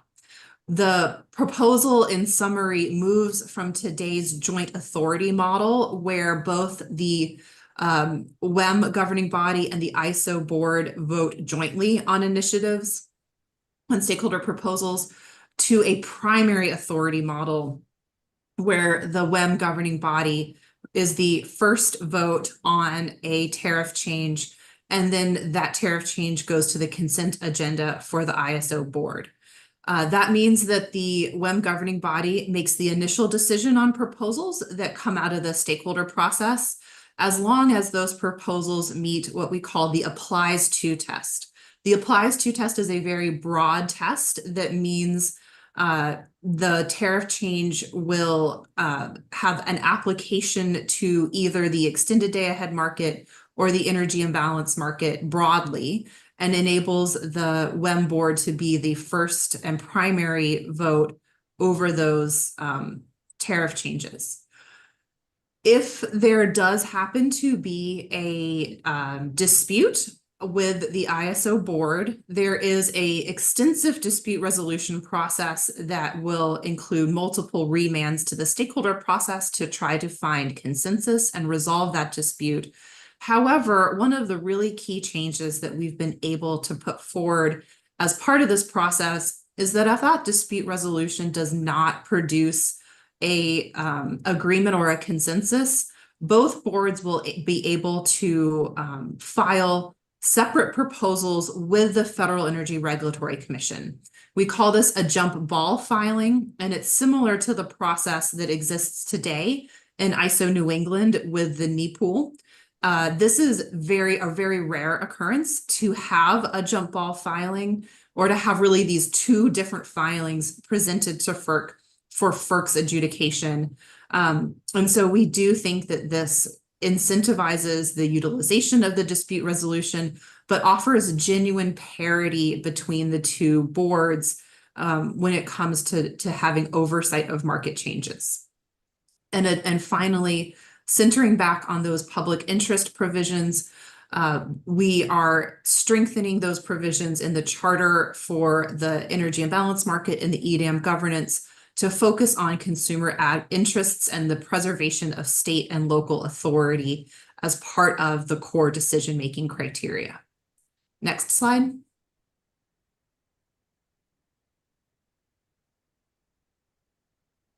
So the trigger for implementation, and this has, I think, been one of the areas of our initial proposal that has been the most challenging to really explain, and we've had a lot of questions about this.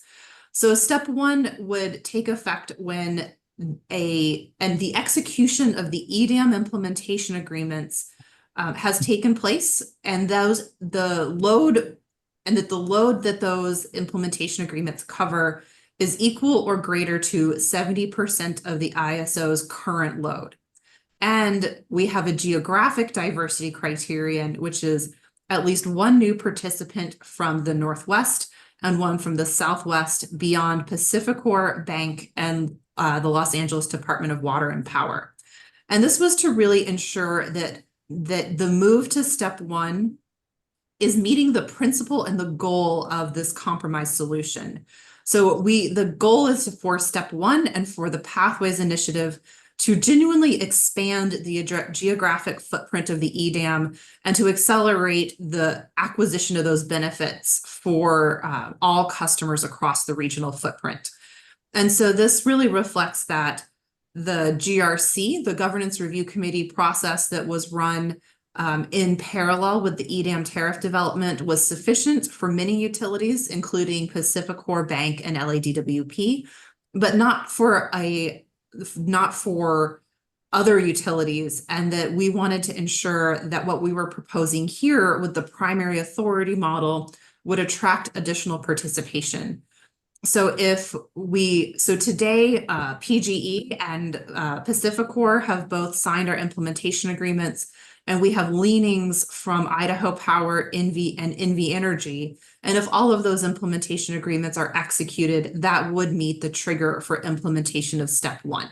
So we think we're on a very good path to meeting this threshold, and that we've found that execution of the implementation agreement was a very concrete way to measure commitment to the expanded EDAM compared to an announcement of a leaning or an announcement of a preference. We wanted to really see that signatory commitment. It's also been used in previous iterations to mark that to mark that delineation for participation in the EIM entity sector or the EDAM entity sector. So it's consistent with how that trigger has been used previously. Next slide. So I wanted to spend just a little time talking about the process. So the launch committee is fully independent of the CAISO. We have a MOU with the CAISO, a memorandum of agreement with the CAISO to have them provide technical assistance to the launch committee. We have questions about their processes and their structure and their organization. And CAISO has been a really great partner in answering those questions. But the launch committee is fully separate and independent of the CAISO itself. And so when we did come up with our step one proposal, when the launch committee approved it within ourselves and we took our vote, what we did then was turn that proposal over to the CAISO board and the WEM board for their own consideration and direction to the staffs that they oversee. So on June 5th, we submitted our step one recommendation to the chairs of the joint boards, and then the joint boards recommended that the CAISO staff undertake their own separate stakeholder process to ensure all their stakeholders also had an opportunity to review and comment on the pathways proposal. So the ISO conducted 2 calls. They had a written comment period. And then on August 13th, the joint boards unanimously approved the step one proposal. The governance documents and tariff changes will be drafted and brought to FERC for a later date. I think as we get closer to that trigger being met, we will be looking to have, or the CAISO will be taking forward some small tariff changes to enable those shifts to the primary authority model with the jump ball filings, get those incorporated into the CAISO's tariff and approved by FERC. Next slide, please. And with that, I think I will turn it over to, I might pause here and see if there are any questions, just so that we can effectively answer them at this time.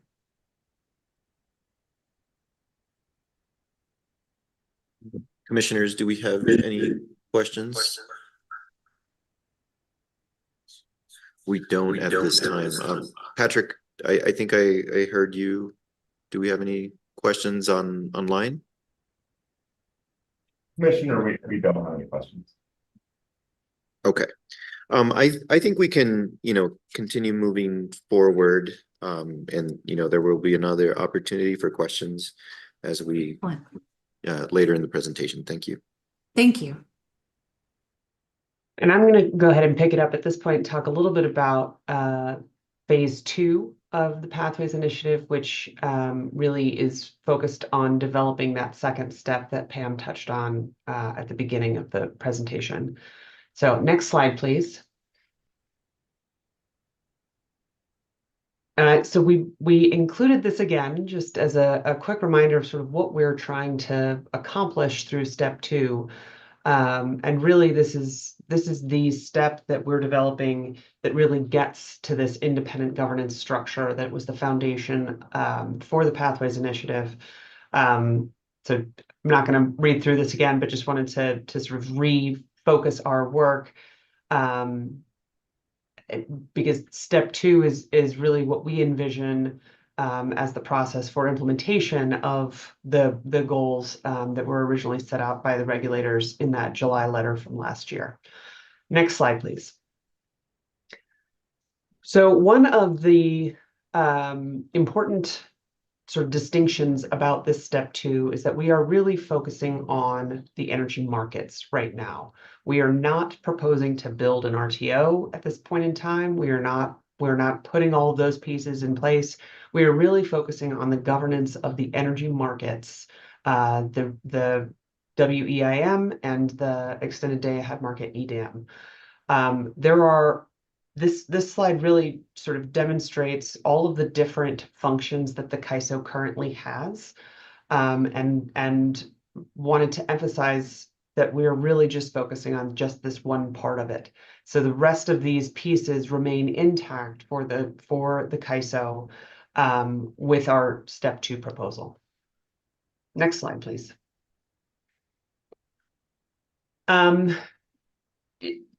I think the most effective way to talk about step 2 at this point in time is to talk about sort of the way we've been approaching this work and what we've been focusing our discussions on as a launch committee and now several work streams.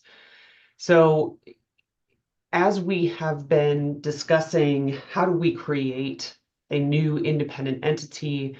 What functions does that need to have? What independence does that need to have? What staffing does that need to have? What is the relationship between this new organization and the CAISO? What does the stakeholder process need to look like? And really all of the various aspects of what this new regional organization will need to have. We broke up this work across 6 different work streams.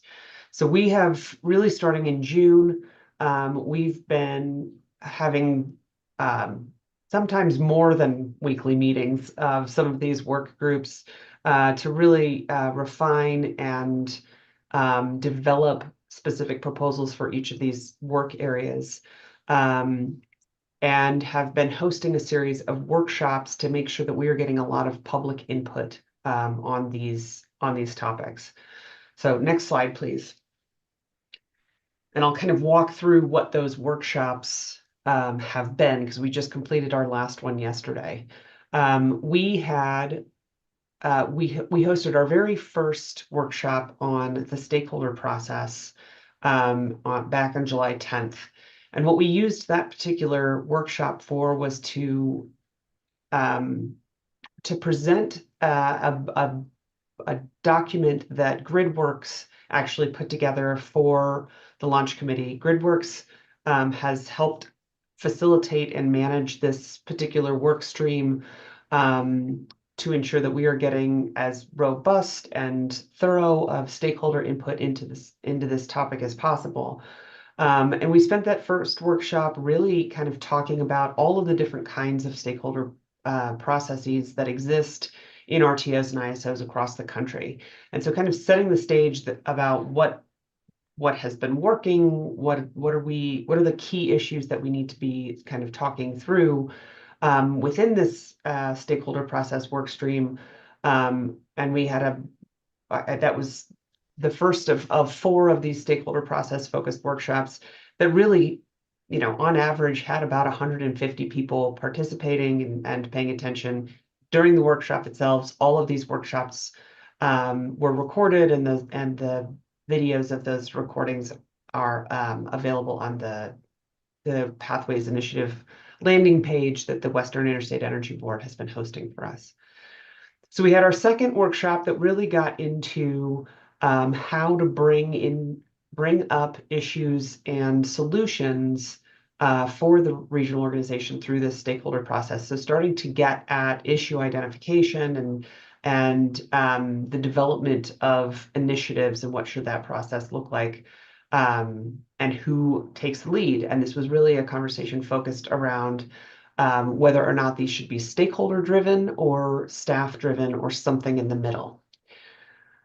On July 25th, we had a workshop that combined 2 of our work streams, the regional organization formation and the regional organization governance work groups. And this workshop really focused on what kind of structure should the new regional organization be? If we're exploring a nonprofit, what kind of nonprofit structure should that be? Where should it be incorporated? Where should the place of business be? And then looking at some of the actual governance piece. How many board members should there be for this new regional organization? How should we set up a nominating committee to choose those board members? What kind of experience do we want to ensure that they have?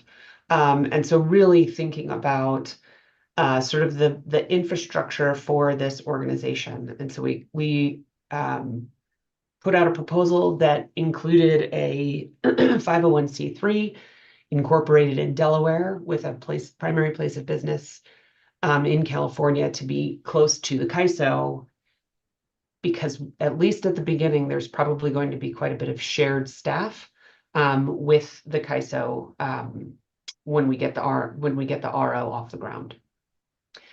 Excuse me. The next workshop that we had was our third stakeholder process workshop, and we really got into sectors and voting. And this is another area where there are very different approaches to sectors and voting in different stakeholder processes across the country.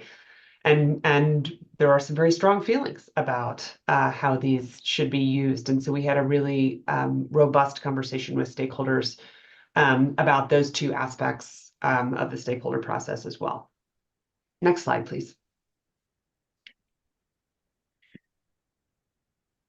So then on August 5th, we combined another two of our work streams, the tariff analysis, with which Pam mentioned earlier, that has been supported by one of the staff members at PNM, and our CAISO issues work group. And this really got into looking at the CAISO tariff that exists and really thinking about the parts of the tariff that apply just to market services, the parts of the tariff that apply just to the balancing authority functions that the CAISO has, and those in the tariff that really touch on both. And so how do we deal with those sections where there are implications both for the market services and the balancing authority? If we are pulling the market services and the authority over those to this new regional organization, what happens when you've got something that also implicates the CAISO balancing authority? So talking about what that means in practice, and then also looking at the relationship between the RO and the CAISO, and thinking about what kind of financial obligations and liability might the RO need, depending on what level really of independence and what level of responsibility and authority that new RO might have. And so this was a long workshop, and again got a lot of really good input from stakeholders about how we can ensure that when we move the authority for those market services, the EIM and EDAM, over to this new regional organization, that there is a level of independence that makes the West comfortable, that achieves the goals of the Pathways Initiative overall, and that we have a functioning relationship with the CAISO as well. On August 15th, we hosted a workshop on our public interest issues, and this really covered quite a few areas. The way we've been thinking about public interest is as really kind of a holistic set of tools across the entire regional organization that ensure that we are putting protection of the public interest at the forefront of all that we're doing. And so we talked about the role of the States Committee and the role of consumer advocates, but we also talked about how we might include public interest protections in the RO foundational documents like the Articles of Incorporation and the Charter. We talked about how we can incorporate the protection of the public interest in even the qualifications of RO board members. And so really kind of talking about protecting the public interest in a very holistic way across the new regional organization.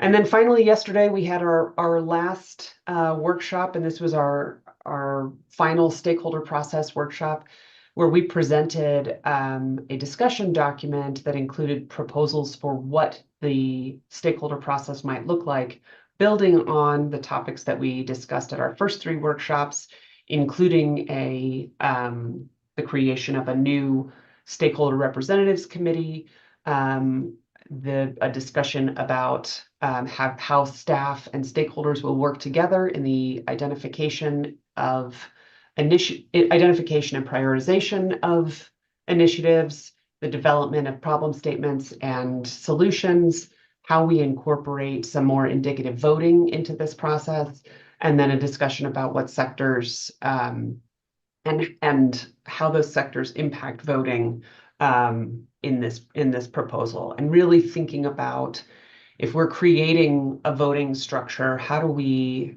use that to tell a much deeper story about who is supporting what.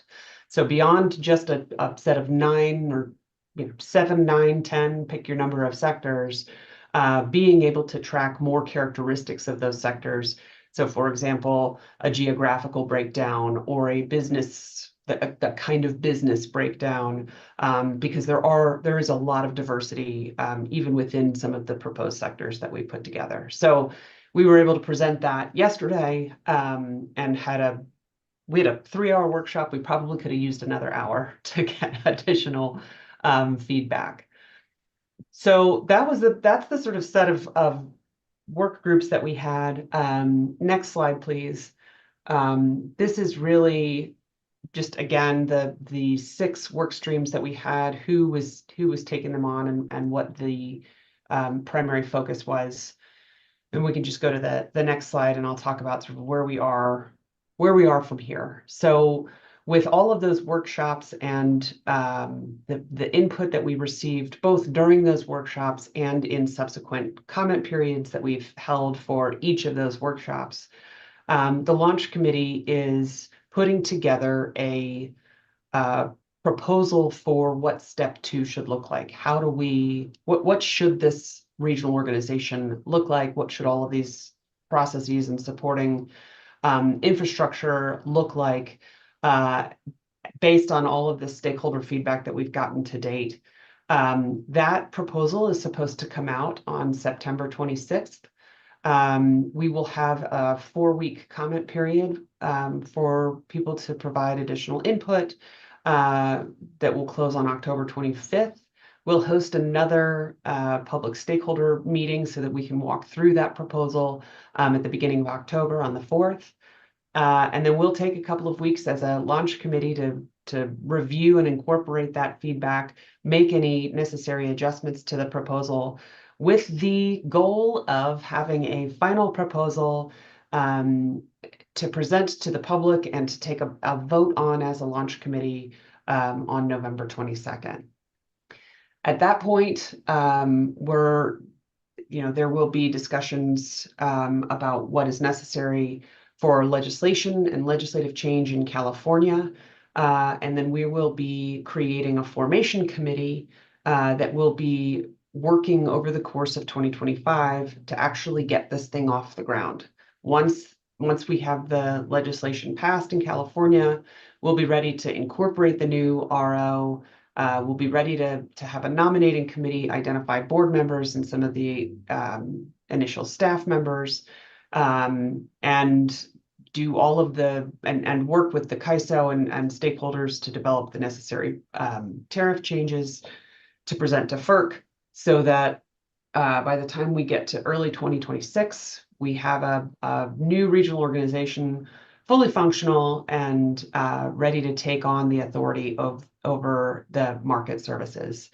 And so I will stop there, and we are happy to take any questions about the Pathways Initiative and where we're going from here.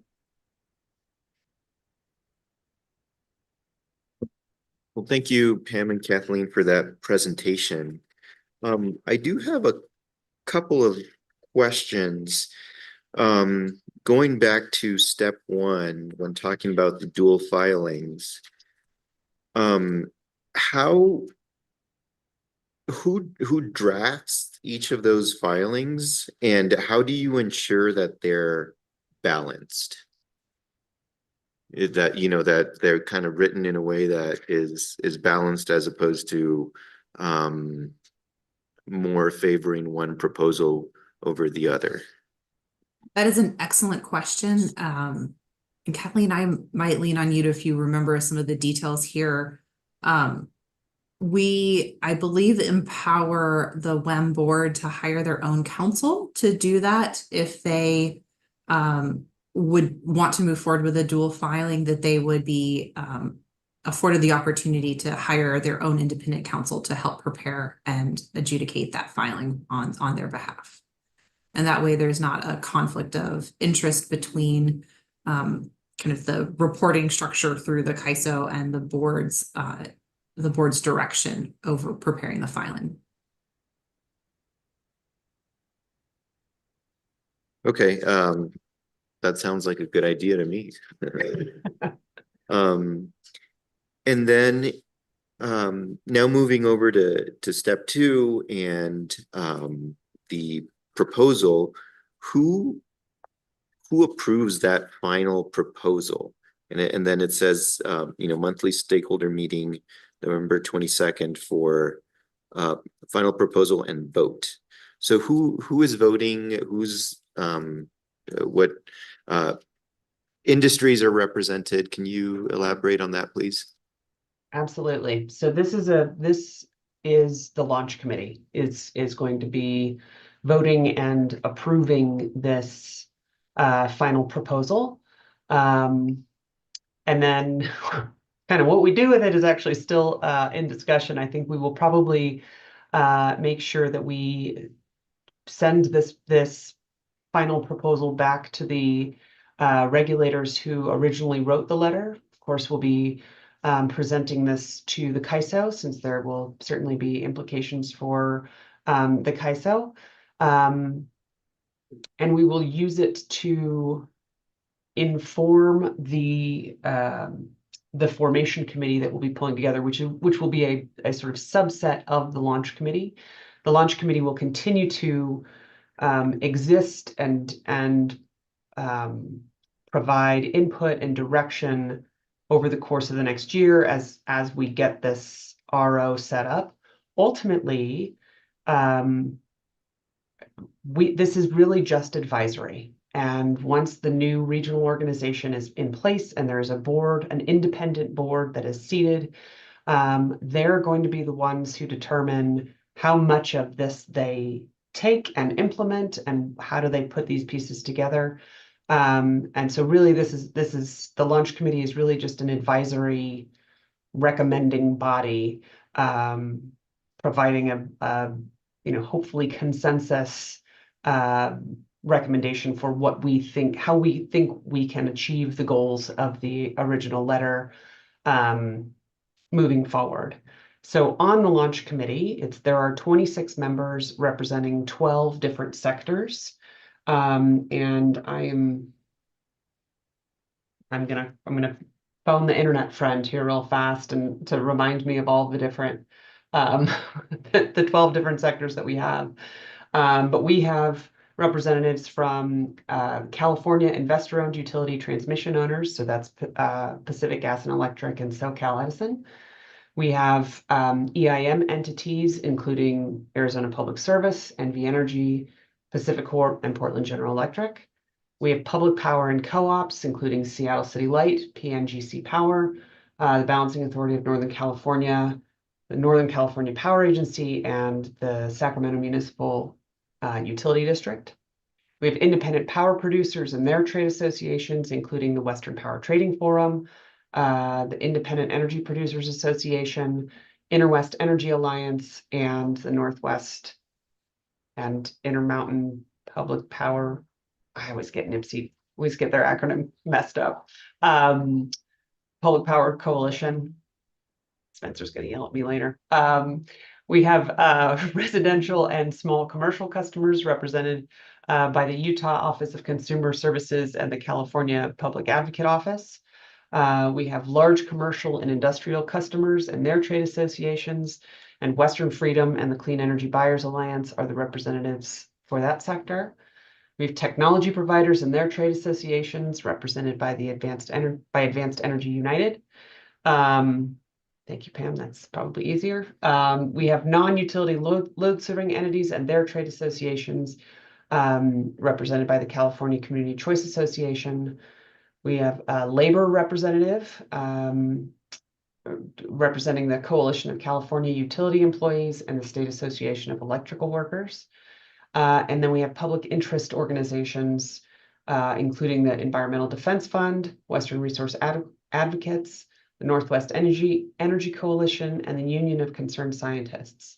So those are our voting members. We also have non-voting members representing states and federal power marketing agencies. So we have Commissioner Dumet from Washington, Commissioner Thompson from Arizona, President Reynolds from California, Commissioner Tawney from Oregon, Commissioner Gunda from California, and Commissioner O'Connor, obviously from New Mexico. And then we have both WAPA and Bonneville Power. I'm sorry, just WAPA. Bonneville Power is not on the launch committee. They have been participating in one of our work groups, but WAPA has been representing the power marketing administrations as well. Well, thank you for a very detailed answer to my question. I appreciate that. And so, you know, and also thank you for your efforts on this. I know that it is a lot of work for you. You know, I've participated in one of these workshops, you know, and also as part of the BOSSR have been involved. And so I know that you're seeking comments on the public interest portion. And so you should see hopefully today some comments from the BOSSR on that. And so I am going to turn to see if my fellow commissioners here have any questions, and then we'll look around the audience in person here, and then we'll turn to anybody online. So if you're online and you have a question, please go ahead and raise your hand, and then hopefully we'll have a chance to come around to you, and I think we will. Commissioners, do you have any questions? I have one question. So initially we had EDAM Markets Plus and Pathways was really seen and presented as a third path. Have we seen EDAM and Pathways merge together now?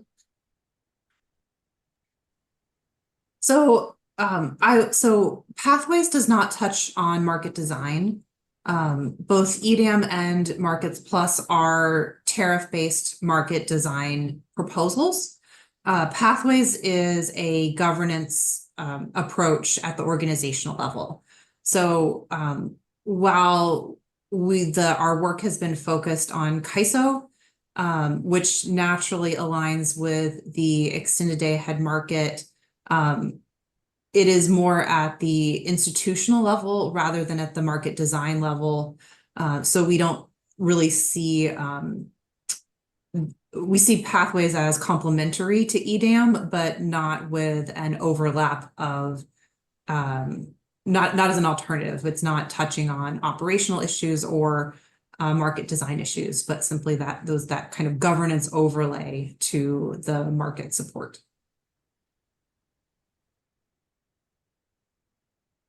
Okay, anybody in the audience here have any questions? Or it looks like we don't have any. Patrick, is there anybody online? Commissioner, it doesn't look like we have any questions online. Okay. Well, then it's 11:59, so it seems like a really good time to transition to our break. I do want to thank Kathleen and Pam for your time and the presentation, and again, your efforts here.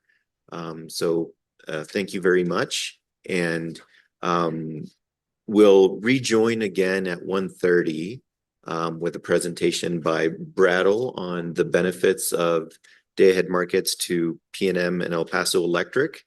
And then we'll have a presentation by PNM and El Paso Electric, and, you know, we could continue to discuss this. Patrick, if you wouldn't mind just putting up a sign that says that we'll be back at 1:30. Thank you for that. So we'll come back at 1:30. Thanks so much, commissioners.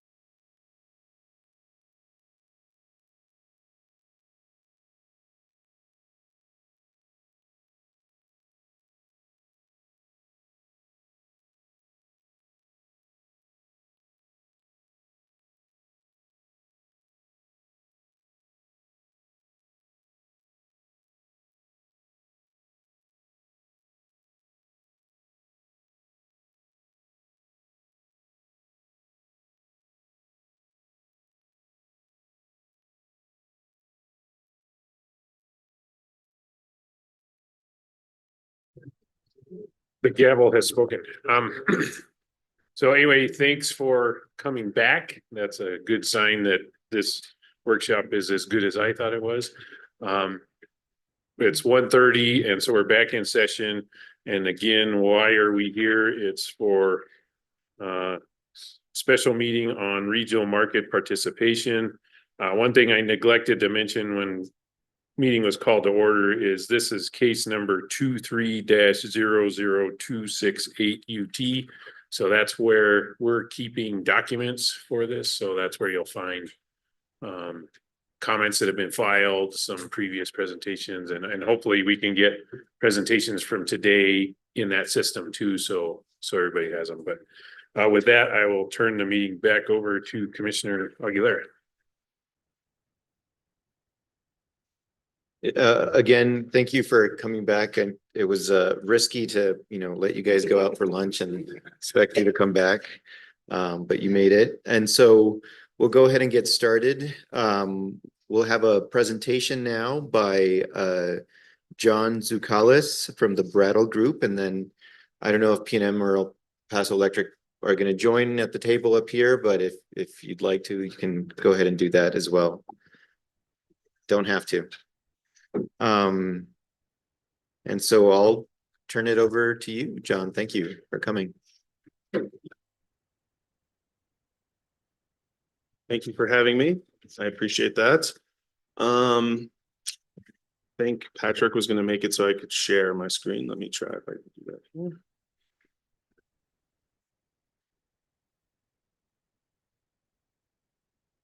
Okay. Great. So thanks again for having me. I appreciate the opportunity to talk about our work that we've done on behalf of PNM and El Paso. They engaged the Brattle Group to conduct a study of the benefits of participating in both the EDAM and the Markets Plus. So this is a comparative assessment of the two. To give a little background before we jump in, we've done studies like this now for several entities across the WEC. The ones that have been made public were for NV Energy in Nevada. And then we did a kind of a joint effort for LADWP, SMUD, Bank, and Pacificor and Idaho Power. So we did a report on them, on those entities. And then we've also done work for Portland General Electric, which they filed with their commission as well. We've also done studies for other entities across the WEC that are non-public. And part of what's nice about that is all the parties we worked with sign a multi-party NDA. So now including New Mexico, the two New Mexico utilities. So this study builds off those studies in the sense that information and data and input that we got from all those previous entities now are included in this model. So we have what we think is a good representation of the WEC. Okay, so let's jump in. The deck is very rich in information, so I probably won't walk through every single bullet point, and there's a very long appendix, but I wanted to put all that in there so there's a written record of it all, and happy to talk to any of it. If I skip over something and you want to discuss, just let me know. So to think at a high level, to start with the scope of the study, our objective here is to model the specific design of EDAM and Markets Plus. You may have seen several studies that basically just look at kind of a general RTO style market or general market in the WEC and calculate the benefits of that. Our objective here was to focus on the specific designs of the two markets as they are in their tariff language that have been filed with FERC. We calculate a series of benefit metrics. Adjusted production cost is kind of the metric that's most commonly seen in these kind of studies. And that's a loose proxy for serving load, the cost of serving load. So it looks at your own fuel costs for running your own resources and variable operating costs, startup costs, et cetera, and adds to that purchased power costs and subtracts out of that, sales revenue, off-system sales revenue. So it's kind of a loose proxy for net power costs, if you want to think of it that way.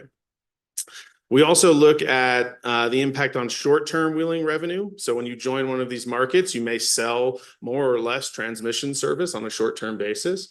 That's not a big factor here in New Mexico. Neither utility has a lot of short-term service, transmission service sales. The long-term contracts that are in place would remain in place regardless of what market you join. So those aren't really relevant for this study, or at least the revenue impacts of those aren't relevant. We look at the change in bilateral trading profits. So typically when you join one of these markets, right, it may create or eliminate opportunities to do bilateral trading. So that would become potentially a cost of joining the market, or maybe even a benefit. And then last, we look at congestion and transfer revenues. So both markets are going to collect congestion revenues on behalf of their participants and allocate them back to the market members. And the allocation processes are slightly different, and we try to capture that as best we can. But that's the other big revenue stream from joining one of these markets. And, both of the New Mexico utilities receive that today in the WEIM. We just anticipate it would be much larger in a day-ahead market because there's more volume of transactions. We implement the specific GHG structures, specifically the GHG pricing structures. So in both EDAM and Markets Plus, they have two different approaches on how they price GHG emissions when there are sales into a state that has a GHG pricing policy, which California and Washington are the two in the WEC that do. So that's particularly relevant in our EDAM case because there will be sales from New Mexico into California. We look at, all of the existing and prospective markets in the West. So obviously not just EDAM and Markets Plus, but we also have in there the SPP West RTO, which we assume will be co-optimized with Markets Plus. So that's also given the proximity because it will be in Colorado and Wyoming. There's opportunities to do, trading with that market too. We do model day ahead versus real-time uncertainty, which is a big driver of benefits in these markets. So load and renewable resources, our model simulates different cycles. So we simulate a day ahead cycle with one renewable profile in there and one load profile in there. And then we do a real-time cycle where the profiles are changed to account for the fact that there's day ahead forecast error. And so that creates a lot of benefit especially for the real-time portion of these markets that can help balance some of those unexpected changes. And then lastly, we capture as best we can the kind of bilateral markets that exist today, specifically through the major trading hubs. So in this part of the country, Four Corners and Palo Verde are the two big hubs that New Mexico utilities have rights into. So at those hubs, is where several entities come into and you can trade. And so a lot of the bilateral trading in this part of the country come through those two hubs. But there's also, just utility to utility trading too that's represented in the model. So those, where rights exist directly between two utilities, like El Paso to Tucson, for example, we model bilateral trading also on a kind of a BA to BA level. Where we know about long-term contracts, we model those. So you can do trading in the bilateral setting without paying any wheeling charges or buying short-term transmission service. So the utilities have worked with us to help us represent their trading rights that exist today and will continue to exist in the future. So we know in our kind of bilateral case who you can trade with, who they can trade with without buying additional short-term wheeling service. So we can capture that in the markets. We are using a nodal production cost model of the WEC. So that represents all of the generation and load buses in the WEC and all the transmission topology. We think a nodal representation is really important in these types of studies because it helps capture, especially the congestion revenue metrics, the difference in prices between load and generation locations on the system. It's essential to capture that. Our study year is 2032. So we pick a year that is, distant enough into the future that the results won't be automatically stale on day one, but not so far in the future that we don't know about what the resource mix will look like and what load will look like, right? This is within the utility planning horizon. So we have a good sense, the utility shared with us what their resource plans look like. And that way we don't think the results are so speculative, but they're also not, like I said, immediately stale the moment the market goes live. So it's meant to capture kind of the first 10 years of market operation. We do a representative hydro year based on historic load. That's less important in this part of the country, but for the rest of the WEC, very important. And then, like I said, we'll see in a couple slides here, our study cases include footprints for both EDAM Markets Plus, in addition to, the EIM, the WICE. And so the benefit metrics that we can capture, will depend on kind of the cases we study. And we'll talk about that in depth here in a couple of slides. I mentioned that we use a nodal production cost model, but I want to also point out that, part of what we've tried to build in our model and the tool that we use that is effective at doing this, we like to think of it as different layers. So in some sense, we have a nodal model with almost a zonal model layered on top of it so that we can capture contract path trading rights. So a lot of the restrictions on bilateral trading today in the WEC aren't really physical constraints, right? They're contract path constraints. We just don't have the rights to send power to and from where we can find counterparties. So in addition to, modeling the physical topology, which is really important for price creation, we also model the contract path layer with contract path constraints that help us, define and, the restrictions on bilateral trading and also on market trading, especially because we're always modeling cases where there are two markets in the WEC, both EDAM and Markets Plus emerge. And so what that means is that you have to respect those contract rights across the other market. And so we model that as well, in addition to, the reserve sharing groups that exist in the WEC today, as well as, like I said before, the major trading hubs. So these are the cases we simulated. We simulated 3 cases. The one on the far left here is, we call it current trends instead of something like base case. And that name is intentional. We picked that intentionally. I want to point out a couple of things about this. As you'll notice, right, the current trends case is not a representation of what the WEC is today, right? Or even what, just announced intentions for market participation, right? It includes the formation of Markets Plus. It includes entities in EDAM that have not signed implementation agreements or have not even gotten approval yet to join.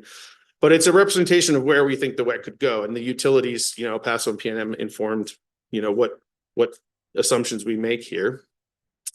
And we did this intentionally because one of the key study questions of this study is to assess, which seam is more costly, if you will, for New Mexico. And when I say that, I mean, there are 2 seams, right? There's a seam with Arizona. So if the Arizona entities go to a different market than the New Mexico entities, what kind of, issues does that cause, or how does that affect benefits? And then the second seam is the seam between all of the renewables that are being developed in New Mexico that have counterparties or off-takers in California. So the question is, there's really 2 seams that we're working with here. One is a seam about the renewables that exist in the balancing authorities today versus a seam with kind of the immediate neighbors, which may end up in a different market. So to really get a clean look at that study question, we needed to set it up this way, where our base case, what we're calling current trends, has both markets already established. And it's really the only thing that changes between the 3 cases then is that PNM and El Paso flip between Markets Plus and EDAM versus the current trends case where they're just in EIM like they are today. There is some cons of doing it this way. So I wanted to point that out too. There are things we can't answer. So for instance, our benefit metrics are not benefits relative to the status quo today, right? Our benefit metrics will be benefits relative to the current trends case, right? We will compare the EDAM case and the Markets Plus case against current trends to calculate our benefit metrics.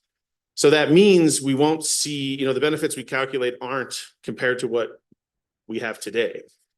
Similarly, we don't really capture, only partially, but we don't really capture the breaking apart of the EIM, right? So in that sense, the breaking apart of the EIM into 2 separate markets is already baked into the current trends case. And so these are really incremental changes relative to that future world. Okay. So I wanted to spend also a couple of minutes here before we jump into benefit metrics and results, talking about some of the contract path trading and transmission rights that we modeled. So we did a deep dive on this with the 2 utilities, and we also talked with third-party developers to understand the rights they have to bring their renewable resources to their counterparties. And so this map here, or this diagram, has the same color coding as the previous page. So the dark blue circles here are the entities that are in EDAM, and the orange circles are the entities that are in Markets Plus in our model. And the arrows correspond to that too. So the blue arrows are connections or trading paths that are available in EIM and WEIM, EDAM and the WEIM. And orange arrows represent trading paths that are available in Markets Plus. The purple arrows are both, right? They are rights that PNM or El Paso have that would be available in both markets. So just starting real quickly here, PNM, they've got rights to Four Corners. So, right, there's an arrow going that can be used in both markets because there's Market Plus counterparties and there's EDAM counterparties at Four Corners. And similarly, rights to Palo Verde, which again can be used in both markets to trade with counterparties in that market and can be optimized by either market in our simulations. And El Paso too has rights to Palo Verde. So those rights can be used in both markets and would be optimized by both markets in our simulation. The one that is not that way though is the third-party New Mexico wind rights we have here, which would be only available in EDAM and EIM. So that's effectively that seam with all the renewables being developed here in New Mexico. And like I said, we worked with third-party wind developer to think about the rights they have, how that can be used, and basically modeled their resources connected to those rights here in New Mexico, and made those rights available in our EDAM and EIM simulation. Two other things I'd point out here too. We do model SunZia. So SunZia and the associated wind are in the model. But as you know, those don't actually interconnect with PNM and El Paso as currently planned. So there is no interconnection. SunZia is kind of an island that's with a pipe that brings the wind west. But that is a sensitivity we could explore, right? Is what happens if there's a connection to SunZia made? How would that change the benefit metrics? Similarly, the ties to SPP East are in the model, but we don't really model them as optimized with the Eastern interconnection and with SPP East. My understanding is that those ties would need upgrading for that to happen. So we haven't modeled that, but that again is another sensitivity we could explore.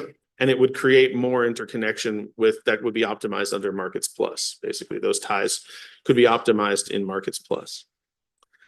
So on the next slide, I wanted to kind of push in even a little bit further here and talk about some of the detail and the interdependencies and encumbrances on these rights, because not all transmission rights are the same. So again, and also to kind of split it out and focus on EDAM and Markets Plus separately, so you can really see here, what does that really mean? What all that graphic we just looked at with that web of arrows, what does it really boil down to in how much transfer capability there is between the two New Mexico utilities and EDAM and the two New Mexico utilities and Markets Plus? So if we start on the left with EDAM, you can see PNM has an export-import limit to Four Corners of 1,845 megawatts. So any transactions between Four Corners in either directions are limited by that amount. And because the third-party California wind goes through Four Corners, as does the Palo Verde generation, those transmission rights also encumber that 1845. So that's why the line cuts across all three of those arrows. So if you think about it, the Palo Verde generation, for example, right, in the import direction, so going from Palo Verde to PNM, that resource is almost always running at full output, except when it's on outage, right? Because it's a nuke. So those rights are almost always utilized fully in the import direction. So there's not a ton of trading opportunity there. And we reflect that too on how much it reduces what trading can be done through Four Corners, right? We model the interdependency between the Palo Verde rights and the limitation to trade with Four Corners. I will note on the Palo Verde generation rights, those are import direction only into PNM and El Paso. But in both markets, EDAM and Markets Plus, we do allow for counterflow scheduling. So the market can optimize by scheduling counterflow. But in the bilateral world, we don't allow for that. Similarly, with the California wind exports, those rights are encumbered by the production of the associated wind farms. So when the wind farms are producing power at full output, then there are no rights available going from PNM into California, right? Those transmission rights are fully encumbered, and they're also encumbering the rights to transfer to Four Corners. So that's reflected in our model, that interdependency. Similarly, though, when the market can schedule counterflow in the opposite direction, but the bilateral world, you can't do that, right? So in our model anyway, that's the way it's set up. So, we wanted to paint this picture very clearly because we do represent all of these rights, but we're trying to do it in a way that is very conservative in that we are making sure that the rights are encumbered by the appropriate generation output, right? You can't use these transmission rights if the associated generation resources are operating. And we also try to represent the interdependencies so that, you can't trade your full maximum amount to Four Corners if all those other resources are producing. at full output. Switching to the Markets Plus side, similar story going for PNM, although that California, those rights disappear now in this case, okay? They're still there, they can still do bilateral transactions, but keep in mind, like I just talked about, they're much less useful in the bilateral world because you can't schedule counterflow and they're encumbered in the export direction. So they're much less useful in the bilateral world. The big difference is down below with El Paso. El Paso has a direct interconnection with Tucson. So there are a lot of trading rights that are available in Markets Plus that are not available in EDAM, which is directly with Tucson. They still exist in the EDAM case and they're there for bilateral trading. And we actually find that they're quite valuable and used a lot for bilateral trading in the EDAM case. But in the Markets Plus case, they're available for market scheduling and market use. I think this is a good place to pause for any questions or anything before we jump into benefits. Any questions on kind of the setup of all of this? Yeah, I just want to make sure that, and maybe I'm just emphasizing something you already said, but bilateral world can't schedule counterflow. So if you're in a market and the market's optimizing, does that mean that you can have the optimization is in effect contracts that causes power to flow in both directions? It just has to respect the physics of the system. That's right. That's exactly right. And we actually talked with CAISO about this because they do this today in EIM. So it's already happens. But right, if you have, let's say, 300 rights into Palo Verde, and those are in Markets Plus, we assume that Markets Plus could actually schedule an export too of the same amount. Now, there is an encumbrance there too, I should point out. If your rights are for 300, but you're only using 100 in one direction, then the market can only schedule 100 of counterflow too, right? You can't schedule the full 300. It can only schedule up to what is being used in the prevailing flow direction. If that makes sense. No, thank you. Yeah, I started thinking about these things in gas and water context. So backhaul is always floating around in my head, and I personally reject the square root of -1. So anyway, that was helpful. Thank you. Of course. Trying to organize my questions here. So I guess first on the current slide, we have this area, for example, the shaded area with 4 corners, and then we have in the EDAM case, PAC East and Idaho Power, and then the Markets Plus, we have PSCO and RTO West. What are the differences in transfer capability into? So I see the limitation from PNM to 4 corners, but then it keeps going after that. What does that look like? Yeah, good question. So yeah, we don't have all the numbers on the chart, but it is true. So PSCO does have, so we haven't worked with PSCO. They're not part of our study or the NDA. I should say our model is based on the WEC ADS with the anchor data set common case. So for parties that haven't worked with us and we haven't had a chance to talk to them about their trading rights, we use what's in the ADS, and they represent a few hundred megawatts of transfer capability for PSCO. And similarly for RTOS. Well, RTOS does have a bit more. Some of the WAPA system comes down and interconnects at 4 corners. So it is in 4 corners. I don't have the exact numbers off the top of my head. We could follow up with that, but it is a bigger transfer to mainly the Arizona entities, right? Like if you look at the bottom of that diagram coming south out of the 4 corners, there's Arizona entities. There's a lot of transfer capability there. So 4 corners definitely has more transfer capability to Markets Plus. But we do find, I would say that the limiting factor is actually on the PNM side most of the time. Okay, that helps. Thank you. And then you mentioned that tie between 4 corners and APS and SRP and Tucson Electric. And so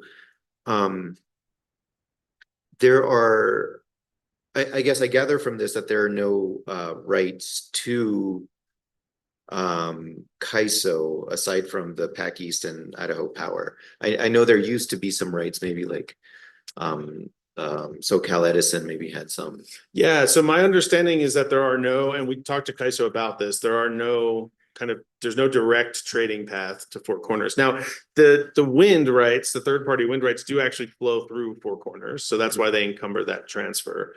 So those are rights that are available to trade Four Corners, but I don't think there is at Palo Verde, of course, because some of the California entities own part of that generation.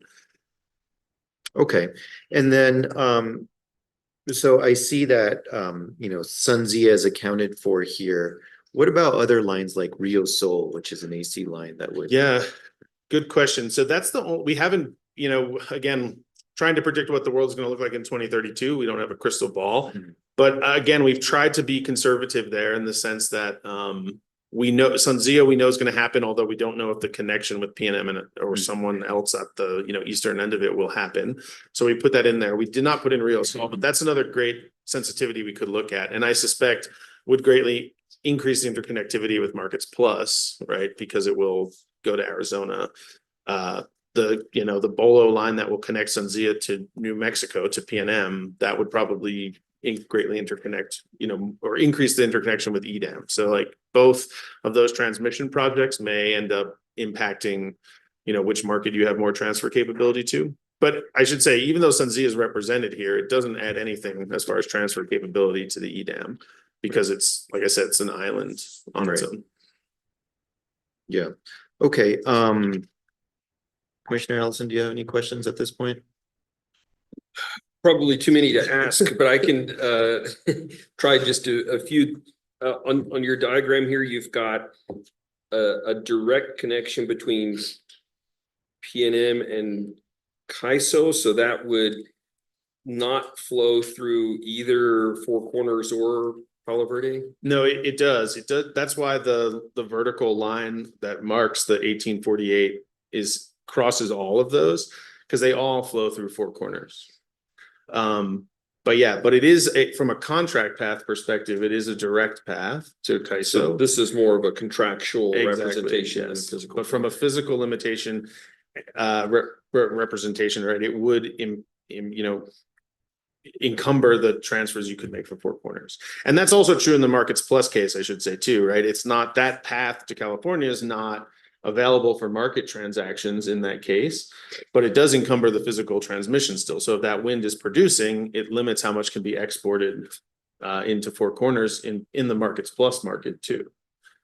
Okay, and so I can understand the counterflow issue better. Let's say in this case, I guess it would be PNM that would own the, let's say, 300 megawatts of firm transmission capacity from Palo Verde. And so if for whatever reason, Palo Verde were sending 200 megawatts, then the argument is that the markets could use up to that 200 for counterflow. Is that exactly right? So if for whatever reason Palo Verde was sending 200 megawatts in an hour, our model allows, so that would be an import into PNM. Our model would allow EDAM or Markets Plus, either market, to schedule 200 megawatts out as well. And so the physical flow, would it be zero at that point if that were the case? Well, I mean, the physical flow, so I should say the physical flow is going to be what the physical flow is. You inject the power where you inject it and withdraw where you draw it, and that creates the physical flows. But right, from a contract basis, that's why you can do counterflow and get away with it, is because you are basically canceling out the flow in the one direction. So right, from a schedule, if you netted the two schedules together, it would be zero. And why wouldn't you let the market use the full 300 capacity if, say, PNM is a participant and they have that 300 megawatts of firm capacity? Yeah, so that's a good point, and I didn't mention that. The market could, so let's say Palo Verde is just generating 200 megawatts for whatever reason. The market could schedule another 100 towards PNM and then use the full 300 if it wanted to, back in the other direction. So if it's economic to do that, the market can do that. Those rights are available. The only point is that it has to take the PV generation. Mm-hmm. It has to take that, but then after that, it can do what it wants within that limitation. You mentioned this process of considering the contractual paths. Was that a lot of data to obtain and put in the model? Yeah, so it is, and it's not all commonly available because sometimes long-term contracts are not publicly available. So we get that list of entities that we've worked with on previous studies have all provided that information for us, just like El Paso and PNM have for this study. And then the WEC database that I said we base our model off of does have some of that as well. So the utilities, every utility in the WEC sends data to WEC every 2 years to create this database, and WEC uses it for some of their simulations and stuff like that, and it's publicly available. So we pull from that, so that we think that's the best kind of public source of data. We do try to supplement that. Sometimes utilities will mention in IRPs certain long-term contracts they have, and so if we see anything like that, we will scrub it and put it into the model as well. But basically, for folks that we've worked with on either this study or a previous study, we can actually put in what they tell us their contracts are. And then everywhere else, we use kind of public data to fill that in. And so the focus was on capturing as much of those longer term contractual arrangements as possible. Yeah, exactly. Right. Could you say a little more about the greenhouse gas structure? What sort of assumptions you made regarding how that's treated in New Mexico? Yeah, great question. So it would depend on what market you're in. So first off, I should say, obviously, New Mexico has its own clean energy policies, but they're not a GHG pricing policy, right? In the sense that there's no price on an emission here. The policies in New Mexico are more resource planning based in the sense that the utilities have to achieve a certain level of emissions reduction through the resource plants, and we've captured that. The GHG pricing policies really only apply for California and Washington state. And so really only California for this study because there aren't direct trades into Washington. So basically what that means is we group each your resources by type. So gas, coal, and even gas we split by, efficient gas CCs versus non-efficient gas. And we assign an emissions rate to the resource type. And we impose a limitation basically on how much can be transferred from, let's say you're in EDAM, in the EDAM case, how much can be transferred from New Mexico, that is emitting generation, into California. If any of that transfer takes place, it has to be charged the appropriate GHG price. So we do, the EDAM has a structure in place where they do a kind of a pre-market run, which they call the reference pass, which establishes baseline levels of generation for all the resources in the market outside of California. So we do that run, and then we take the output of that run and we put it into our final model, just like EDAM will do. And so that basically creates a constraint that says, from all your gas units in New Mexico, here's the limit on how much you can send to California in the market. And if you do send it, we're going to charge it a GHG price. So it will only go if it's economic. So it's a quite complicated structure. I could probably talk for an hour and a half just on that. And there's some slides in the appendix that try to explain it. But we impose those costs. And then for Markets Plus, they have a different structure. And there's kind of more optionality in the Markets Plus approach. So resource owners can choose how to do it. We have assumed everyone will use the kind of the merit order approach that they call. So we do, again, before we run our model, we look at every balancing area in the Markets Plus. For every hour of the year, we create a merit order where we line up your generation and your load, and we say, okay, everything below where your load and your generation meet is not available for sale into the GHG pricing states. Everything above that level is available for sale. However, you have to pay the appropriate emissions cost for that. So we impose through that pre-market analysis, basically limitations in the Markets Plus, how much generation is available from New Mexico, for example, to sell. In that case, it would be into Washington state. I don't think there's any sales that happen into Washington state because California is all in EDAM, but we impose that structure anyway. So I don't think that matters much in the Markets Plus case just because of the proximity or lack of proximity with Washington. But I hope that answers your question. That was a lot. Great. Thank you.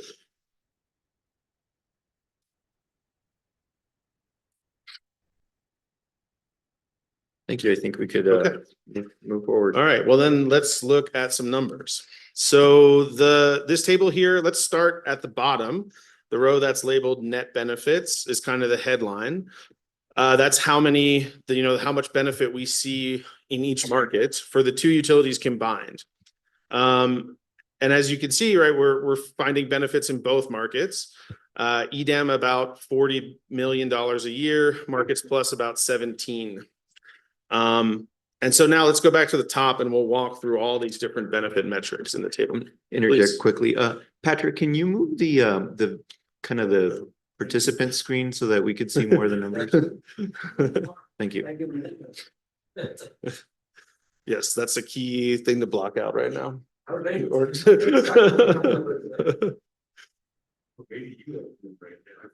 Oh, but I did it on my screen. I think Patrick is still controlling what you all see there.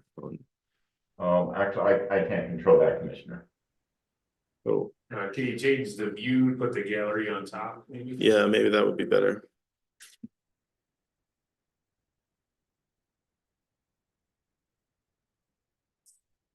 Or maybe it has to be whoever's controlling this TV. This. What if I do that? Does that help? Hold on. Yeah. Let's do that, okay? Okay. Okay, so again, bottom line, about 40 million in EDAM, 17 in Markets Plus. And now let's take a minute to kind of step through all the different benefit metrics. The top line is adjusted production costs. So again, that's what I said before is the kind of a proxy for net power costs. Looks at your own cost of generation, so fuel, O&M, startup, et cetera, plus purchase power cost minus off-system sales revenue.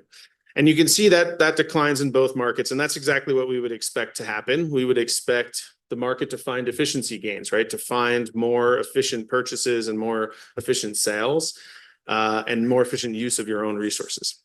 Markets Plus does produce about $9 million more in benefits per year there than EDAM does.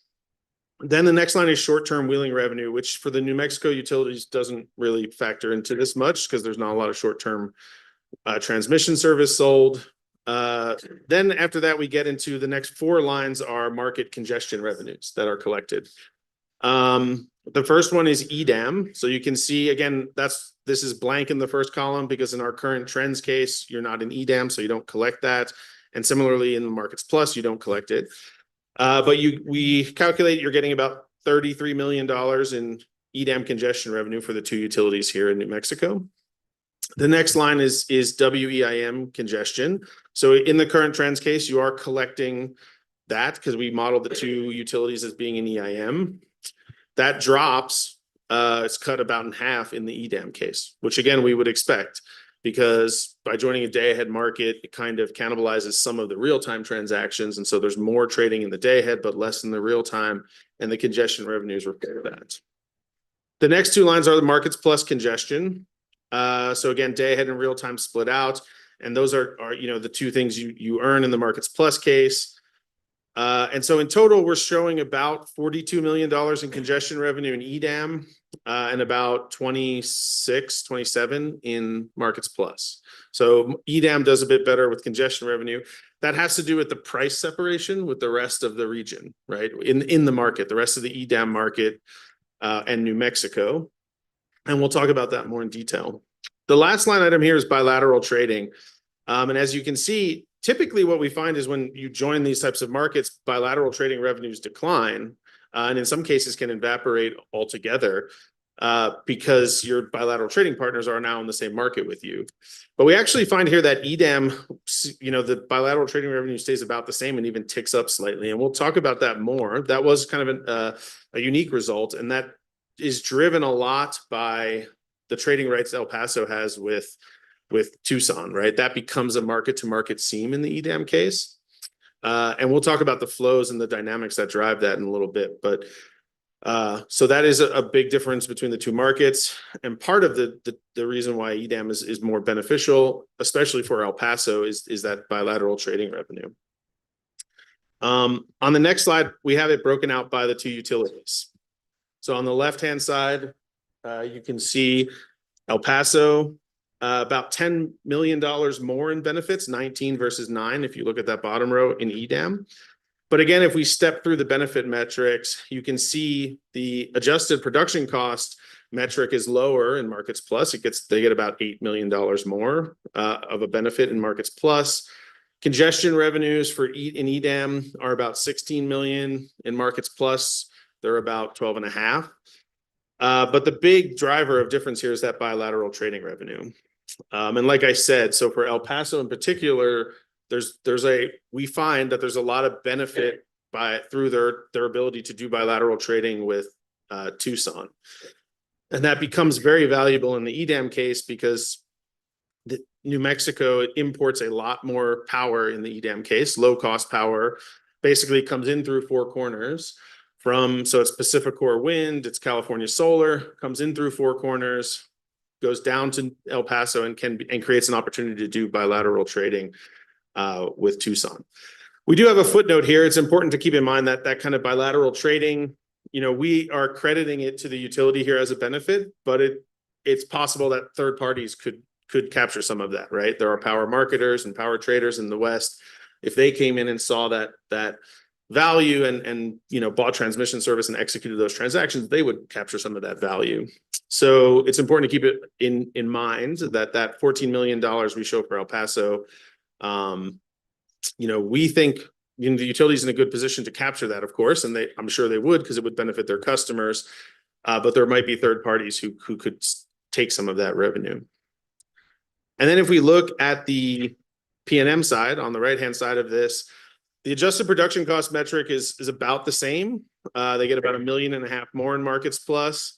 But where P&M does a lot better is in EDAM is in congestion revenue, right? So they get about $25 million in congestion revenue in EDAM versus in Markets Plus, about 15 million, 14.5. So that's the big driver and difference for them. And that's why they see benefits of about $12 million more a year in EDAM. A quick question, could you define adjusted production cost? Yeah, actually, why don't I just jump into the appendix for a second? So if you look at the bottom of this slide that's up there, those are the three elements that go into adjusted production cost. So it is the sum of your own production costs. So as you can see, the plus sign at the bottom next to production cost, that includes fuel, startup, variable O&M, emissions cost, if applicable, for generation that is owned or contracted by the load serving entity. So in this case, P&M and El Paso. Added to that is the cost of bilateral or market purchases, so purchase power costs. And then subtracted out of that is revenues from bilateral or market sales. So it's those three elements together. So is this essentially saying the production cost for P&M for 1 year is $55 million in your chart there? Yeah, in the that current sounds really low. Yeah, and well, we'll get to that. Keep in mind that this is 2032 and a system that's almost all renewables. So that is true. There's very little thermal left in the system by then. And so, yes, the production costs are going to look a lot lower than they are today because renewables have effectively zero production cost. Although I will say, I do think that makes benefits smaller for both markets because there's fewer dollars to save in some sense. But that's also why congestion becomes more important in the future. So I think this is a good question. It gets to a lot of things that happen here.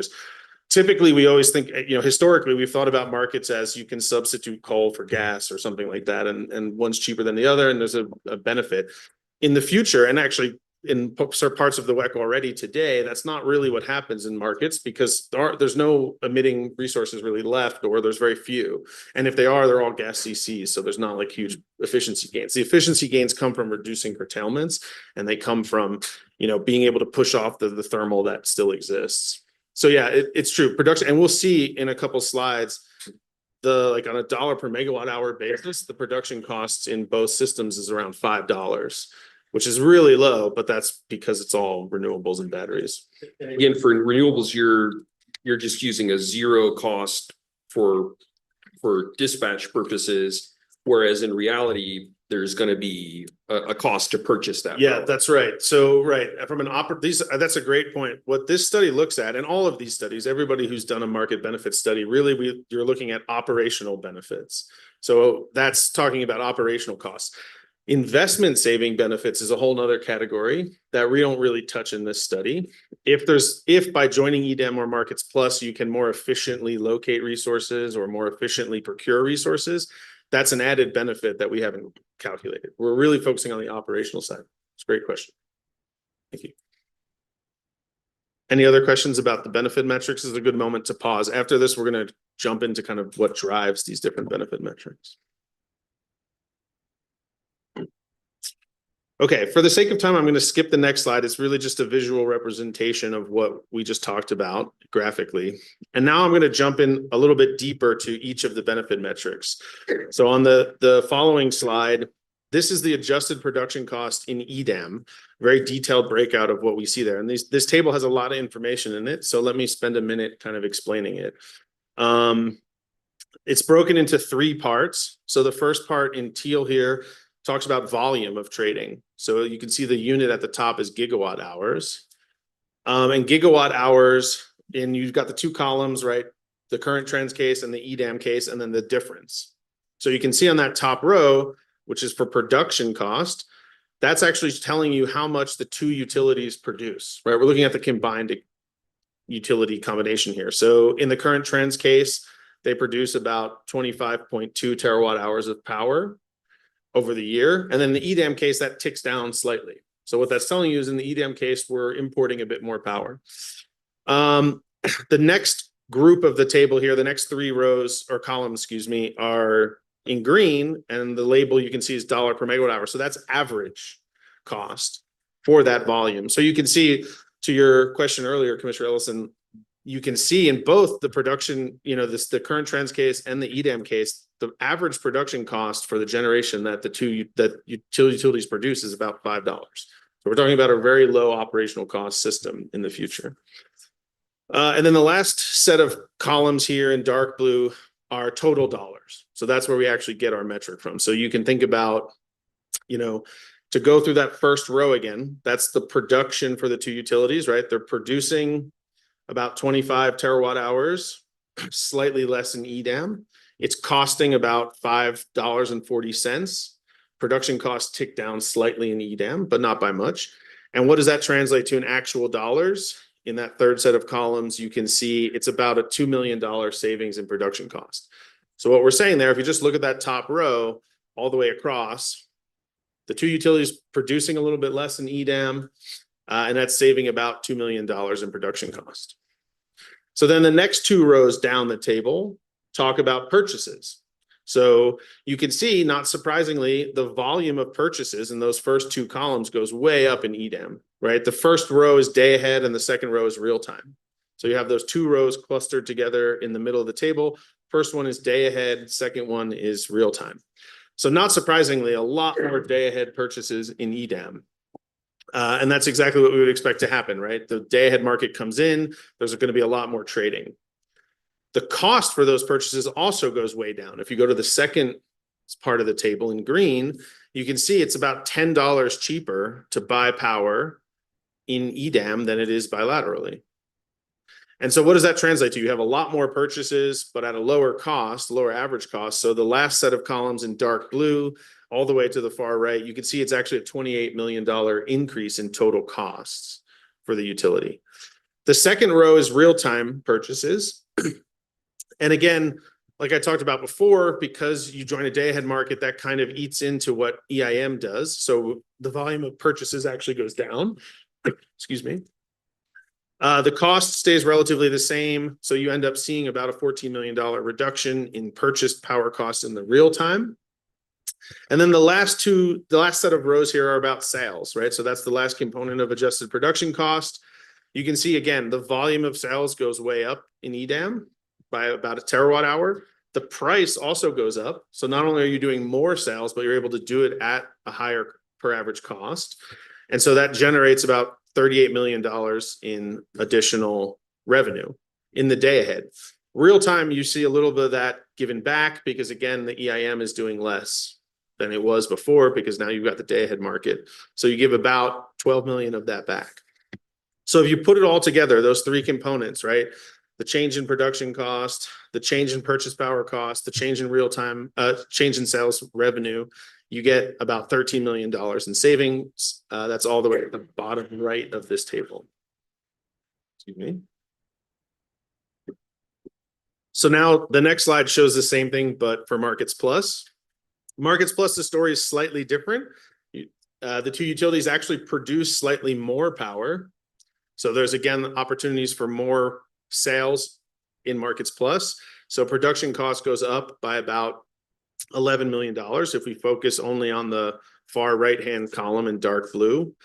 It's just stepping down that, you can see production costs go up by about $10.8 million. Purchase power costs in the day ahead go up, just like we saw on EDAM, but in the real time go down. But then there's a really big number, about $44.5 million of increased day ahead sales in Markets Plus, and an increase in real time sales as well of about $7.5 million. So again, you put all that together, it's a benefit of just about $23 million in adjusted production cost savings. Okay. So again, those two tables are very rich in data. We put it in there intentionally so you can kind of see it, but it's a lot to digest. The note at the bottom is important to keep in mind, you know, adjusted production cost doesn't capture the full value of, you know, import and export transactions outside of the PNM and El Paso BAs. That's why we do the congestion revenue calculation and the bilateral trading revenue calculation to capture that missing piece of it. Please. Let me see if I can just clarify. So with using the adjusted production cost benefit metric, would you be capturing things like maybe the purchase of negatively priced solar from California? So yeah, absolutely. That's part of the reason why we see purchase prices, the cost drop so much. The average purchase cost is so much lower. So if it's possible, I mean, again, it depends on the transmission, but if it's possible to wheel negative price power across Nevada, Pacificor, and down to Four Corners, then yeah, the market will do that. No. Would that be reflected in a negative production cost? Yeah, it would be reflected in two places. One, your off-system sale, you know, purchase costs would be lower in the adjusted production cost, but you'd also see that in congestion too, because you would see the Four Corners price being pushed down by that negative solar. And so you would actually see that in the congestion value too. And in fact, that is one of the reasons you're anticipating, one of the reasons why we see more congestion revenue in the EDAM is exactly that phenomenon. Really low cost power, not just solar from California, but also the wind that Pacificor is building pushes the price down at Four Corners and creates congestion value and adjusted production cost saving. So the transmission congestion, you're really looking at a difference in price between two nodes and taking that into account In the congestion calculation? Yes. Yeah, it's a little bit, the way we do it, again, we don't look at inside the BA, we have every single node for all the generation and we have every single node for all the load. And so we can calculate basically the difference between the gen weighted and the load weighted price. But actually that congestion's already captured in APC. So the APC metric captures that part of the congestion revenue. And so we assume that it's all going back to the BA and it's in APC. But it's in between BAs that we don't, where you're missing the APC calculation, because you do the APC calculation on the BA level. So you're missing the congestion between, let's say, PNM and Pacificor. And for that, what we do is we would actually calculate, we do the calculation in three parts. We look at if PNM is the seller to Four Corners and Pacificor is the buyer, we look at the gen weighted price in PNM compared to the Four Corners price, and then the Four Corners price compared to the load weighted price in Pacificor, because they're the buyer. And the delta there gives you congestion.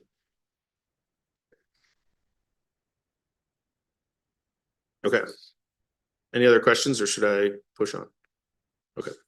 So now let's focus first on the graphic here. This shows you trading volumes by type. And so what the first column is our current trends case, then EDAM, then Markets Plus. You can see in the current trends case, there's that green block at the bottom, which is bilateral trading, and that little yellow bar, which is block trading. So we represent block trading at Four Corners. So there's some block trading, but mostly bilaterals happening in the current trends case. And then the light blue is EIM trading. Then when you move to the EDAM, you get that dark blue bar that comes in, which is all the EDAM trading.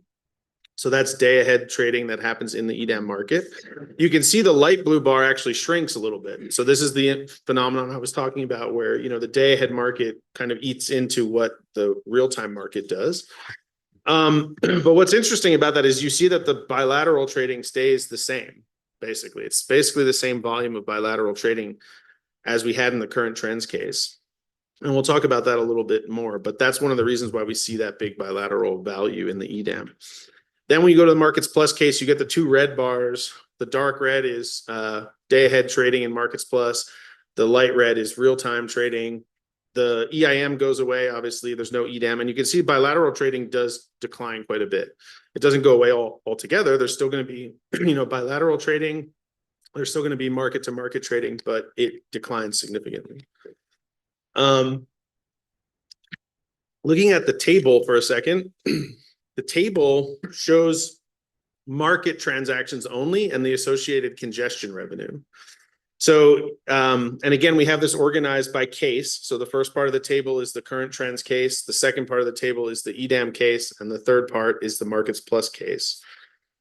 And inside each part of that table, there's three columns. One is value, one is flows, and one is value per megawatt hour. So you can see actually the dollar amounts of congestion.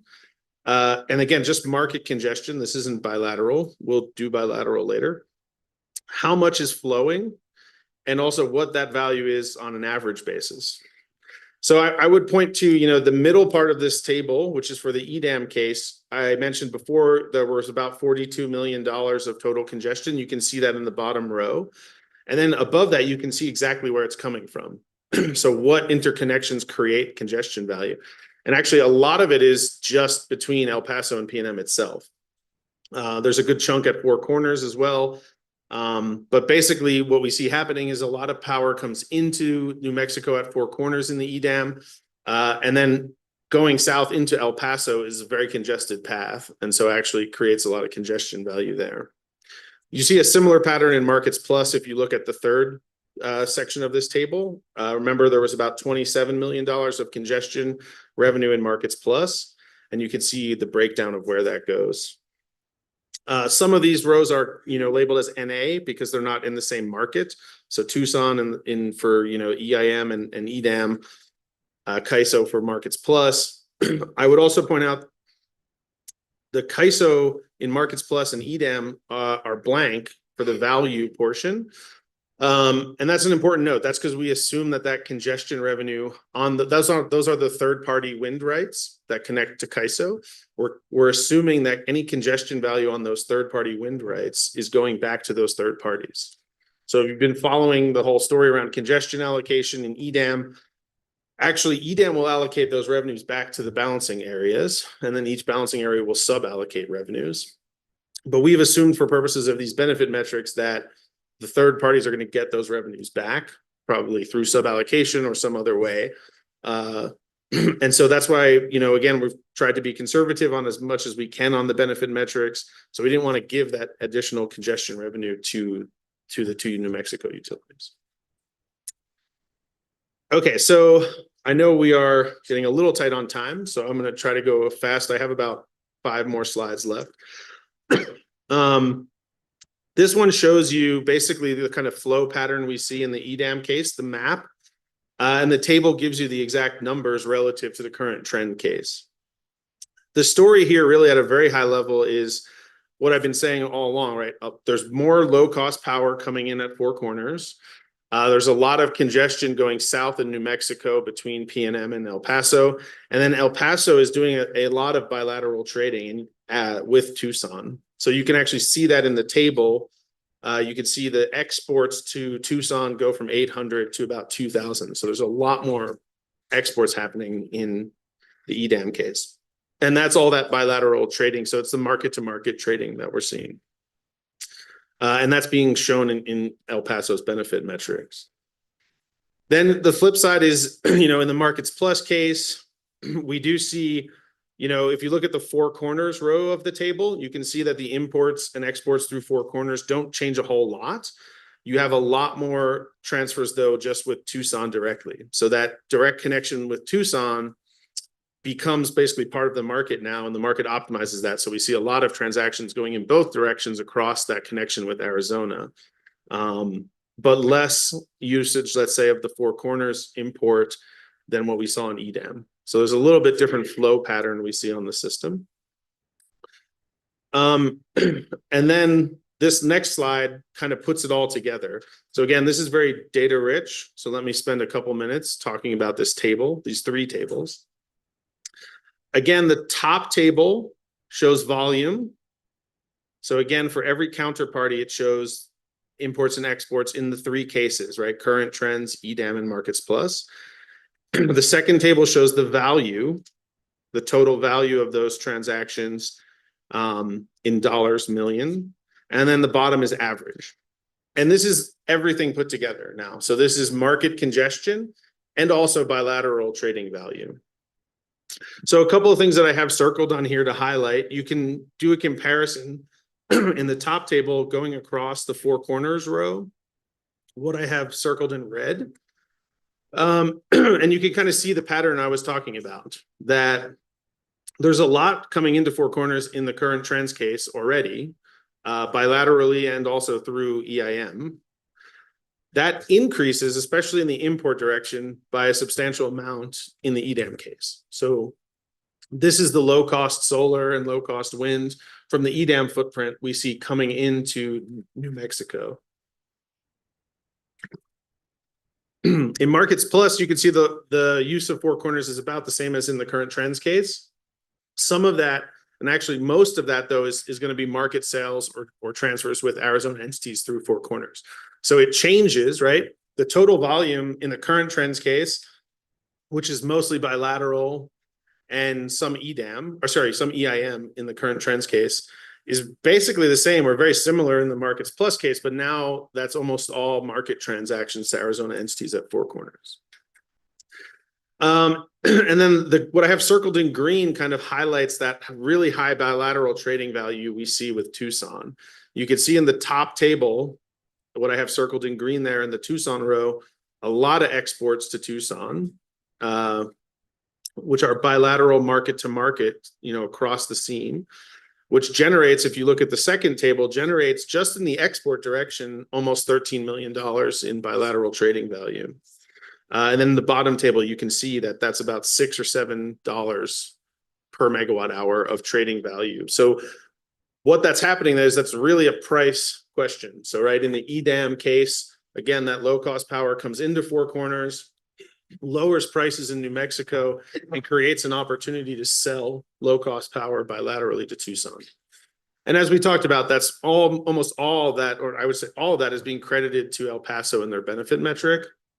And there is a question there of, how much is El Paso going to capture of that versus how much will someone else capture? The other thing there is just the increased volume of trading between PNM and El Paso itself. You can see in the top table, in the bilateral world, one thing I will point out, the numbers, if you look in the El Paso PNM transfers row, are the same in both columns. That's not a typo. That's because an export for El Paso is an import for PNM, so they're the same number, but it gives you a sense of the magnitude of transactions that are happening there. It goes up by a lot in EDAM because of the fact that, again, that dynamic I was talking about, low cost power coming into the system and being sent south. It increases also in Markets Plus too, because there's optimization happening between PNM and El Paso. Okay, I have a couple more slides. The next slide gives you, across the bottom three charts, one for each case we simulated, which looks at basically average transaction by type in each hour of the day.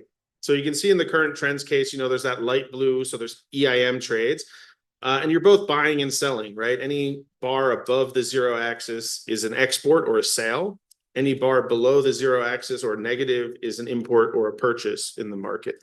So you can see in the current trends case, right, you're doing, the two New Mexico utilities are doing, EIM purchases and sales, as well as bilateral purchases and sales.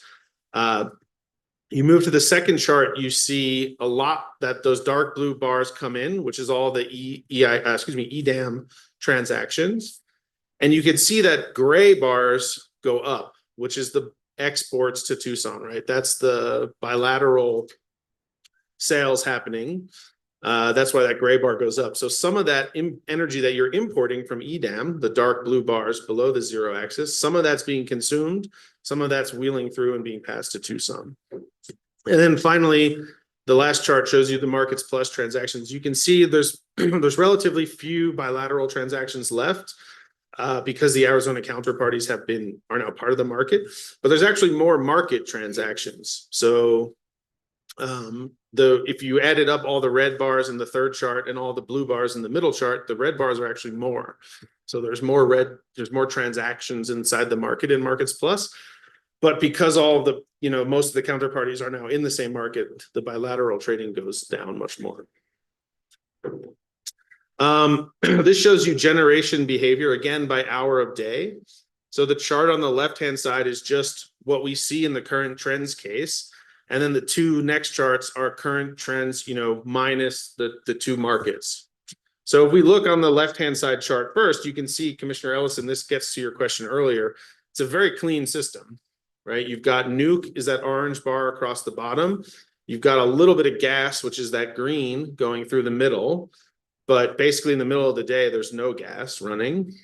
And then there's wind, which is the pink. And again, this is only wind that's owned or contracted with the two utilities. So this is not the third-party wind, or else that pink bar would be much higher, of course. And then you've got the yellow solar. And the purple are the batteries dispatching around that, charging in the middle of the day and then dispatching overnight. So you can see not a lot of thermal generation in there, which is why our production costs are about $5.50 per megawatt hour for the two systems.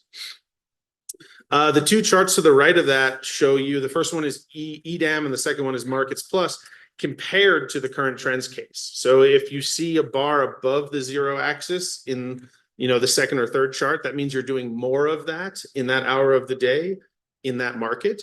And if it's below the zero axis, it means you're doing less of that in that market. So you can kind of see actually a lot of the story about market participation here is about batteries, right? It's a more optimal use of batteries. In the middle of the day, you do see some yellow above the zero axis. So that's avoided curtailments of solar. So there's quite a bit of solar that, in the middle of the day that no longer has to be curtailed. But really, it's about batteries being, able to do, a little less charging in the middle of the day, a little bit more discharging in the overnight hours and capturing some value because of that. The Markets Plus chart you will see also does include some increased gas generation. So there's an opportunity to do slightly more production of gas and sales of that in the Markets Plus, whereas in EDAM, it basically stays the same. Okay, so I have two more slides. This one talks about emissions, the next one. So a couple of thoughts here. One, we do see that in the EDAM case, the emissions for the two New Mexico utilities tick down slightly, very, very small change.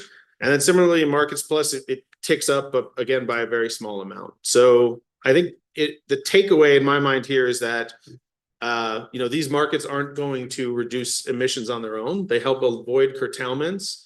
But really the changes are quite small compared to the baseline case, the current trends case. And also I know that in New Mexico right now, there's a development of regulations on, how many pounds per megawatt hour can be emitted. What we find here in all three cases, it's about 150 pounds per megawatt hours of generation. So it's very low. So the system is very clean that we simulate for 2032. So yeah, so I would say again, like we do see some changes in emissions pattern between the two markets, but neither of these changes are going to move the needle one way or the other, right? Again, the resource planning process here in New Mexico is what's going to drive decarbonization, not market participation or choosing one market or the other. So my last slide, I just wanted to point out that you know, we tend to think that estimated benefits through these simulation models are conservatively low for both markets. And there's reasons for that outlined here on the slide. The first one is that, you know, it's hard in a simulation model to really capture the inefficiencies of the bilateral world. You know, we basically all models used to do this. This is true for all kind of production cost modeling that does these types of studies. You know, they're meant to do optimal security constrained unit commitment and dispatch, just like the markets would do. So in our, you know, non-market case is way more optimized than in reality. And we've seen, you know, that experience with the EIM, right? The studies that were done at the beginning of that showed benefits that have ended up being, you know, multiples less than the realized benefits. So I do think one takeaway is that, you know, we try to be as accurate as we can, but these benefits are always going to be kind of conservatively low in these studies. We don't model transmission outages, which, as you know, it creates a lot of value in markets. When you have an asset that goes down, the market can fill in. You know, we use normalized load and fuel prices, right? We only use monthly average gas prices, so we miss a lot of the volatility in gas prices and the regional disparity in gas prices, which can drive a lot of market value. And then lastly, like I said to your question earlier, Commissioner Ellison, we don't, you know, estimate any investment benefits at all operational benefits. So any kind of benefits that, you know, these markets, particularly each market, will allow you to hold fewer operating reserves because you can capture the diversity of the market footprint. And so if you hold fewer operating reserves over the long term, you may actually need fewer resources to do that. And so there might be some capacity savings there in EDAM. Or again, if you can procure renewables at a lower cost because you're in a market, we don't capture that either. Okay, so that's all I have. I know we're almost at time, but That's okay. This is important and fascinating. You know, I think one thing that I certainly was not expecting is all of the bilateral trading that is going on, especially with well, yeah, that is going on. And then I know this is somewhere in the slides, but is that bilateral trading with Tucson, is it mostly purchases or sales? It's almost all sales. Yeah. It's driven by that fact that, right, because of the imports, the increased imports from Four Corners, New Mexico kind of becomes flush with low cost power. And so the outlet is bilateral sales to Tucson, or it creates an opportunity for bilateral sales to Tucson. And I will say, if you know, I agree that was a result we found that wasn't, you know, typical. If the thought is that those bilateral sales wouldn't happen because of whatever frictions at the seam or whatever, which, by the way, we do try to model, you know, intertie trading with Markets Plus and stuff like that, because the Markets Plus tariff accounts for allows for economic bidding at the seam and all that. But if there was some thought that those wouldn't happen, you might get lower bilateral trading value, but you would also get lower adjusted production cost in that case then too, because that power would stay in New Mexico and prices would go down, so your purchase power cost would be lower. So it's hard to say what would happen if we somehow like magically severed the tie with Tucson, but you would see other metrics move too in a favorable way. So it's a little hard, but you know, the point is that the power that comes into New Mexico, low cost power, creates the opportunity to do that kind of bilateral trading. Commissioners, do you have any questions? Yeah, just kind of a follow on to what we just talked about. In all the three scenarios in here, Tucson is in Markets Plus. That's right. Yeah. So what happens if they went EDAM? Yeah, great question. So that was part of, again, when we set up the cases, right? One of those key study questions was looking at which seam was worse, right? Like a seam with Arizona or a seam with all the wind in New Mexico that has off-takers in California. So, I mean, we didn't analyze that directly. We didn't do a case where Tucson or the Arizona entities go to EDAM, although I tend to think it would skew the benefits more for EDAM, of course, by adding more to that footprint. So I think part of the reason we didn't do that, I mean, we could do that as a sensitivity where we move Arizona into EDAM, but part of the reason for not doing that is that I think that becomes a very kind of almost a no-brainer, right? If all of Arizona goes to EDAM and the other Four Corner parties are too, there's almost no market around you except EDAM at that point. Thank you.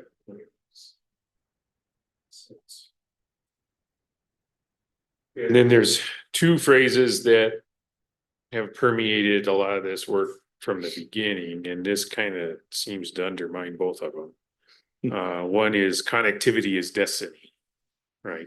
That New Mexico had to go with whatever Arizona did just because of the strength of the connection. But what I'm seeing is there's some value in the contrast. Well, yeah, I think so. It's true. There's two things that I've always said that drive benefits, right? It's transmission connectivity and it's diversity of resource mix. So those are the two things, right? If you're in a market with a lot of connection, but they have the same resources over there as you have here, the value of trading is going to be minimal. And conversely, if you have a lot of diverse resources across here, but there's no transmission, you can't trade.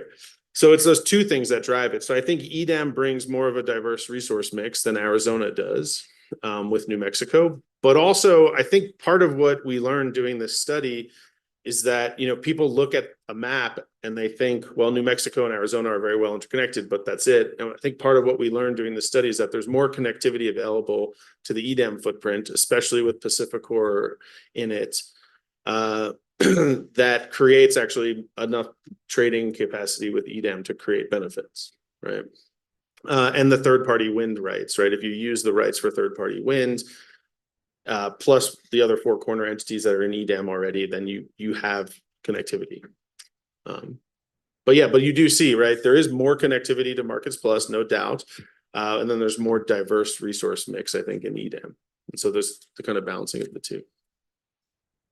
Yeah, it makes sense. And then the other, and this was like 2 or 3 Krepsies ago, frankly, Ms. Martinez, you helped move the conversation forward on this, but there was a few Krepsi meetings ago where it seems bad, right? Just there is no, but you pointed out seams are just something you manage, but again, it doesn't look to me that seams are bad when I'm looking at the results. Yeah, that's a great point. And what I would say to that is I agree, seams are bad when you look at the whole footprint. And actually we didn't calculate it here, but if you calculate, because all of our cases have lots of seams here because we did that intentionally. But when we did the case with NV Energy, you could see those results were posted that I presented to their commission. It was definitely the case that fewer seams meant WEC-wide benefits were better. So I agree with that entirely. Fewer seams better for the WEC. But I think what we learned here is that seams can have value for specific entities that control the rights across those seams, right? So if you happen to sit at one of those seams and have transmission rights to trade across it, that can create value. And now, but like I said, I want to be clear that that's not going to be optimized in the market across the seam. Not yet anyway. You could get to a place where seams optimization happens. So it's going to be up to the participants to capture that value through bilateral trading. That sounds like that's back to the conversation we just had, that it's diversity and transfer capability, getting both of those increases value. Yeah. Okay. That's right. Thank you very much.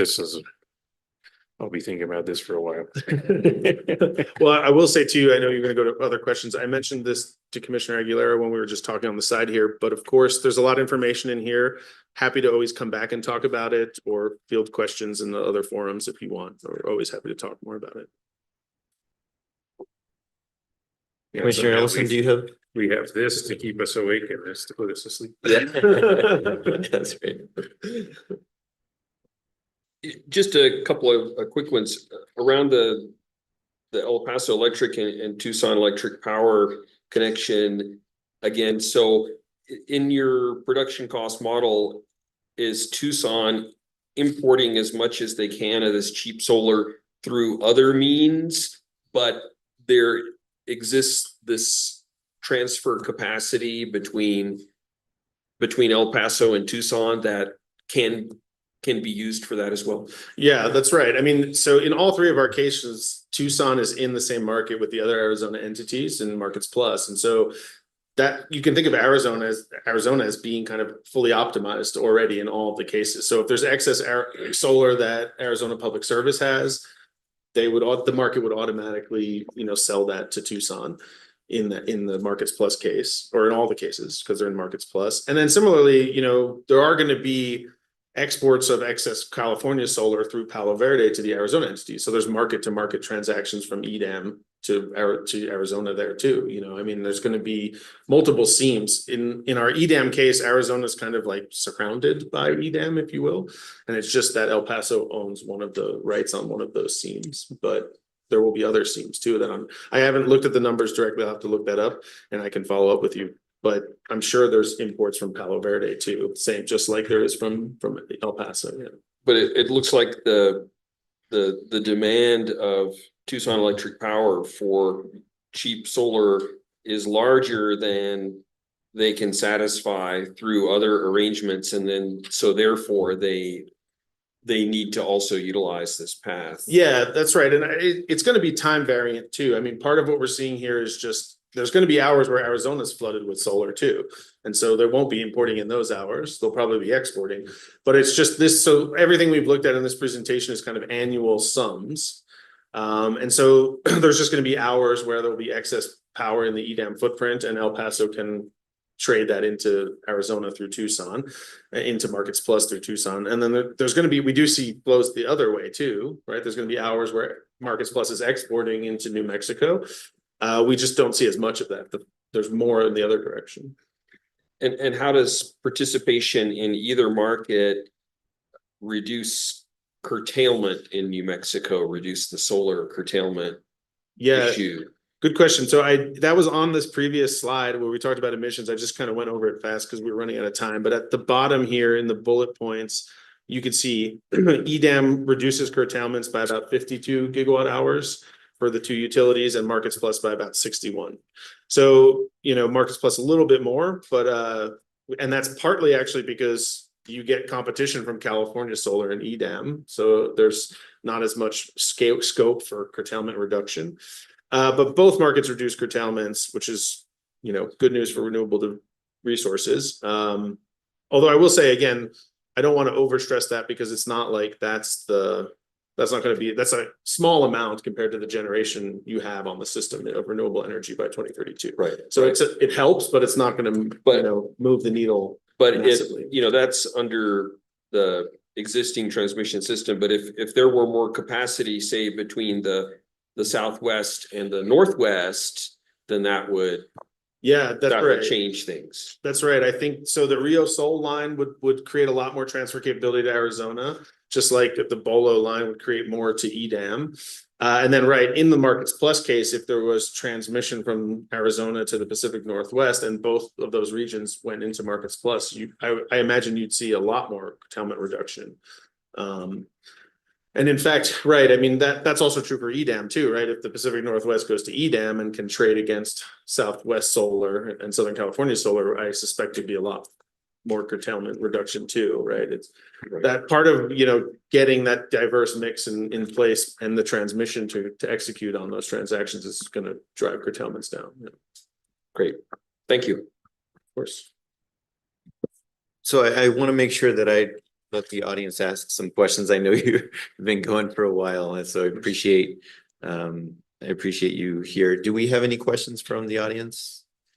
Vijay, and then please, he has one right there. Oh, yeah. Oh, well, you can turn and look at Vijay for a minute. Thank you. Vijay Satyal, WRA Markets and Transmission. First of all, thanks again for doing this work. You've been on a roll, so I hope one day you can model the entire West. I have two questions. One, I think builds on Commissioner Ellison's question, but again, thank you, Chair O'Connell and Commissioner Aguilera for this. So when you did the first study for Pacific Corp, which is around 9 months ago, I think, to 11 months ago. 2 years ago. Okay. In that you did not just show the curtailment reductions, but you also were able to model, you as in Bradley Group, I'm not personalizing you. You were able to also model the change in the gas dispatch profile. So when you say this study is all in the operational space, how did the CT or single cycle fleet dispatch cycles change as a result of more curtailment reductions? Because I don't see that information here. You had a pretty cool visual with the PAC study. I was just curious here, how did the gas dispatch cycle change, if at all? Yeah, we only have that for the two New Mexico utilities. I can look for the whole WEC if you want, but and send you that. That'd be great. But you can see for just the two New Mexico utilities, PNM's basically their gas dispatch is pretty flat. So it obviously moves around to optimize in the market, but it's pretty flat. In Markets Plus, there's a bit more gas generation, which is why we see emissions tick up in Markets Plus, but that's again because it creates value in the market, right? That gas. And so I have to look and see that maybe that's offsetting gas in Arizona. That's why we see. Okay, then my second of my three questions is, you've obviously modeled with the best knowledge right now, but to build on another question, I think of Commissioner Aguilar or Chair O'Connell is, your study is claiming that seams is not an issue, or it's a manageable problem simply because El Paso has the connectivity rights. So you've assumed costs of seams management when both the market operators have not come to any conversation on the table on an interoperability agreements. The latest comments filed to FERC on SPP RTO West says that the Eastern and the Western are not optimized. So you've made an assumption and optimized a seam on what assumption? Yeah, so let me be clear about that. Don't put those words in my mouth. I did not say seams are not a problem. I didn't put those words. To be clear, Commissioner, listen, it's a manageable issue, so. no, that was Kelsey said that. It's costly. It creates costs. I like this debate. And I agree that what I said is that if you have the rights to trade across the seam, it can be valued. And to be clear, we do not model an optimized seam at all. So I don't want that to be understood as the assumption. In the appendix, we list out the hurdle rates that we actually analyze. And what I said though is that if you look at the Markets Plus tariff, economic bidding is mandated for all members at the intertie. That's not unlike the EDAM, right? EDAM is voluntary. And it's also exists in EIM and nobody has selected to do it. So we assume no one would do it in EDAM either, but in Markets Plus, it is mandatory. So we actually do model a lower hurdle rate to sell across the Markets Plus seam than we do on the EDAM seam. But keep in mind, if you're El Paso in EDAM and Markets Plus is over there in Tucson, you can do intertie trading to sell into Tucson. So while it's not optimized, it won't be optimized by the market. It is easier. It's going to be easier for El Paso to sell into Tucson if they're in Markets Plus than it would be today, for example, because you could just do intertie trading. You could bid at the seam of Markets Plus, and then Markets Plus would clear your bid or not clear your bid. Got it. So we do capture that through a lower hurdle rate on the Markets Plus seam relative to the EDAM seam, but we do not. To be clear, we do not optimize the seam. That's Thank you. That's very helpful. Yeah. And my last question is, if we go to that one slide of yours, which has all the production cost data, the mega table. Yeah. Yes, this one. So I'm confused with one thing, your caveat at the bottom. Yeah. Or maybe it's fine if it's this one or some other slide, but this captures it. You said that the greater connectivity and diversity of resources is making the EDAM being a better prospect than the Markets Plus.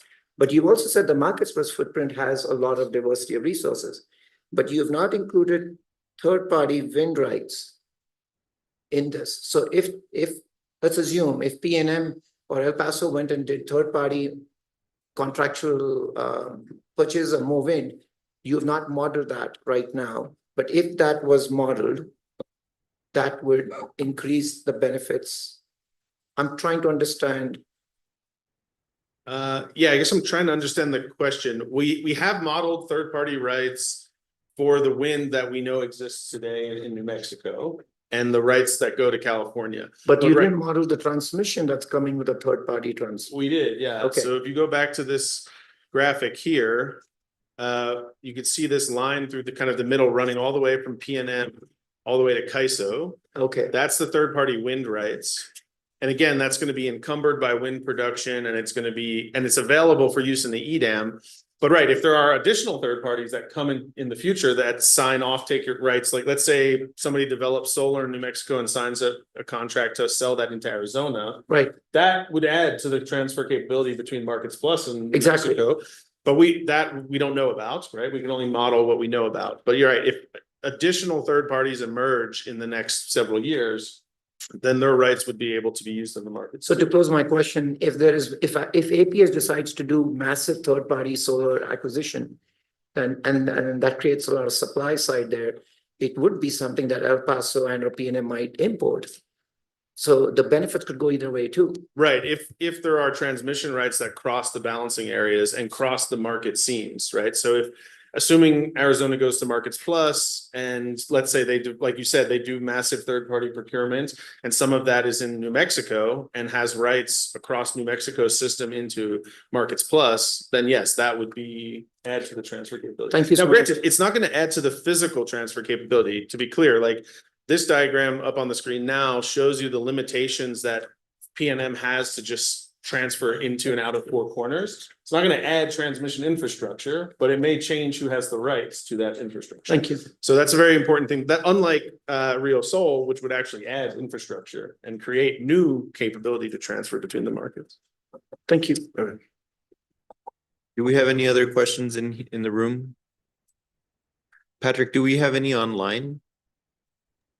Yes, Commissioner, we do have some with their hand raised. Do you want me to call them? Yes, please do. Scott, are you there? Yes, hi there. Can you hear me? Yes, go ahead. Thanks so much. Hi there. My name is Scott Dunbar. I'm an attorney with Keys and Fox, and I'm here representing the Clean Energy Buyers Association today, CEBA. So I had two related questions about the congestion issue. So I noted what seemed like a pretty important footnote about market congestion revenues accrue directly to third parties and not to PNM. And I noted that congestion revenues in EDAM was a significant contributor to the benefit, the increased benefits of EDAM. And so the first part of the question is, does that mean that those congestion revenues are not coming back to the utilities and therefore not benefiting the utilities customers in any way, or am I misunderstanding that? Yeah, let me clarify that. I think the footnote you're referring to is on this slide here. Correct. And that is just for the third party rights. So just for the third party rights that bring wind from New Mexico to California, we've assumed that the congestion on those rights will not flow back to the utilities. Not all congestion, obviously all. And again, like that's our assumption. How inside the EDAM, actually, some of that congestion would be allocated, I think, back to PNM. But then it would be up to them to do sub-allocation to figure out who gets that. So, but to make it clean in our study, we've just assumed that if it's a third-party right that's being used, that third party gets that congestion, and we're not going to count it as a benefit for the utility. Okay, thank you. And then the other part of the question, and actually before I state the question, I forgot to say thank you to the commission and Brattle for having this today and for being here. It's really interesting presentation. The other question related to congestion is there a possibility that those revenues, to the extent there are revenues that will go to PNM and or EPE from congestion in EDAM, is there a risk that those revenues will go away and that therefore the benefit will decrease if more transmission is built out to alleviate that congestion, right? Like, to put it another way, are those congestion revenues sending a signal for more transmission to be built, such that the benefit there'll be more benefits to third parties or whoever ends up building that transmission rather than to the New Mexico utilities? Yeah, good question. So I'll answer it in two parts. First, that definitely does show that there's a signal that more transmission would be valuable. No question, or more transmission rights, right? Because again, it may be the congestion may be caused because the rights aren't available to the market. But either way, more transmission would alleviate that, more infrastructure. But I will be careful to note that that doesn't mean that will move many benefit metrics. So you're right, if we built, transmission across a congested path, we might see congestion revenues in the market go down on that path. But I would anticipate see a lot more adjusted production cost savings than in the markets, because that transmission will enable a lot more sales and purchases in the market and a more efficient dispatch of the system. So I think the benefit from that may outweigh the reduction in congestion. You would just have to study it, and it would be case by case, So like we talked about Chair O'Connell's question, right? Two things drive benefits: diversity of resources and transmission connectivity. So if you build more transmission, my intuition would be that benefits would go up overall. It just might shift from congestion revenue to adjusted production cost reduction. Makes sense. Thank you so much.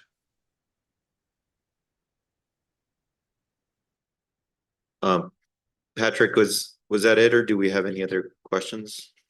That was it, Commissioner. Okay, well, John, thank you so much. Really appreciate you presenting this study. I know that we'll be thinking about it. So we might have further questions, and also I know that you need to go catch a flight. So, but you're flying out of Santa Fe, so that you're fine. I'll be fine. So, yeah, thank you so much. No, thanks for having me. I appreciate it. Thank you. Okay, so I think we could, then invite PNM and El Paso to come over to the table for the next presentation, which there's sort of a joint presentation. I do want to ask, as you're presenting, if you could please explain how the results, the benefits translate to benefits to ratepayers. And so that includes, does or does not translate to benefits to ratepayers. And so that is inclusive of the production benefits and also the congestion that we heard about in the study.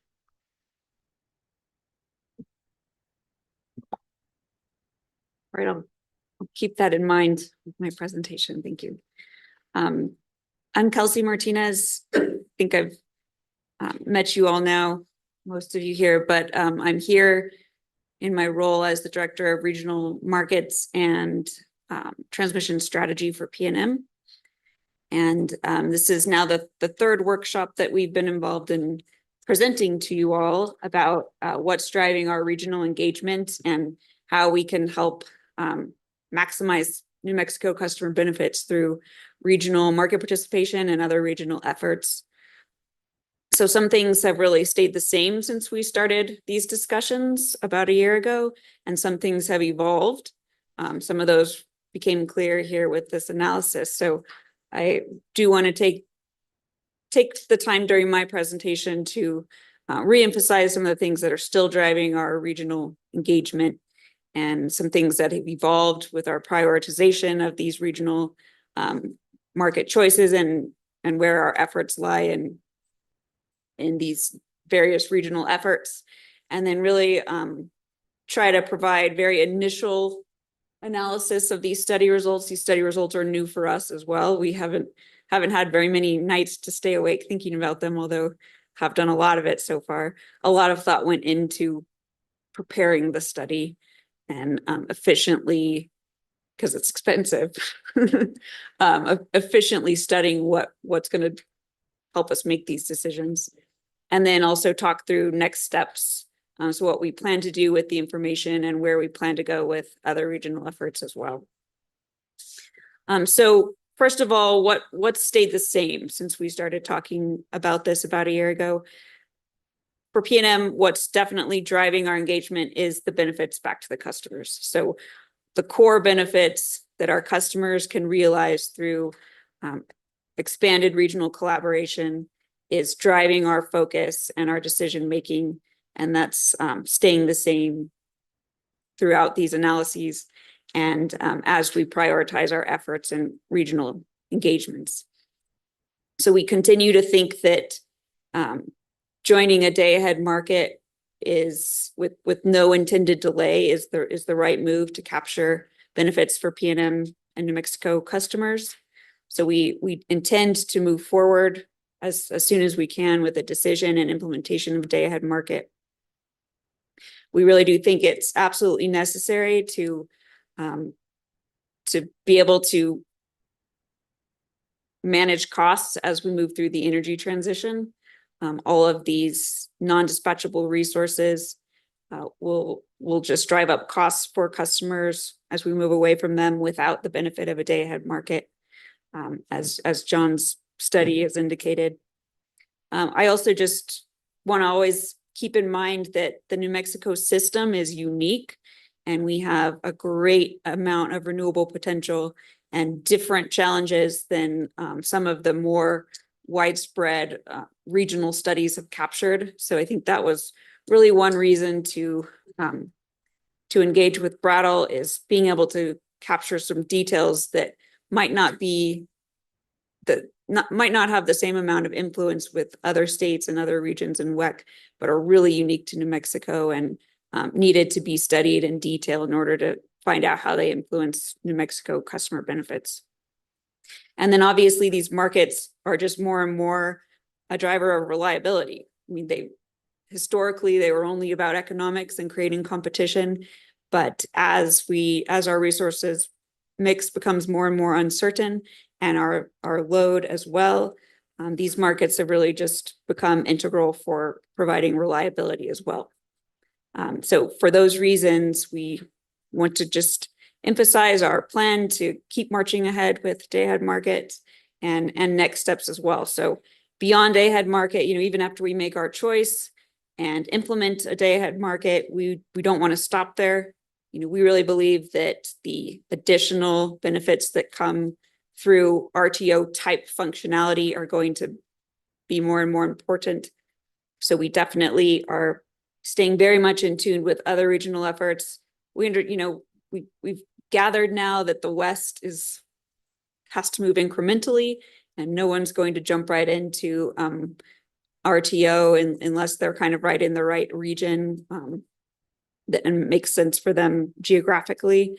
But we do think that some of the other regional efforts like West Tech and RAP that you heard about today are helping to add some of those RTO type functions to our non-RTO West out here. So we're very engaged in those efforts. We are members of RAP, and we participate in the steering committee for West Tech.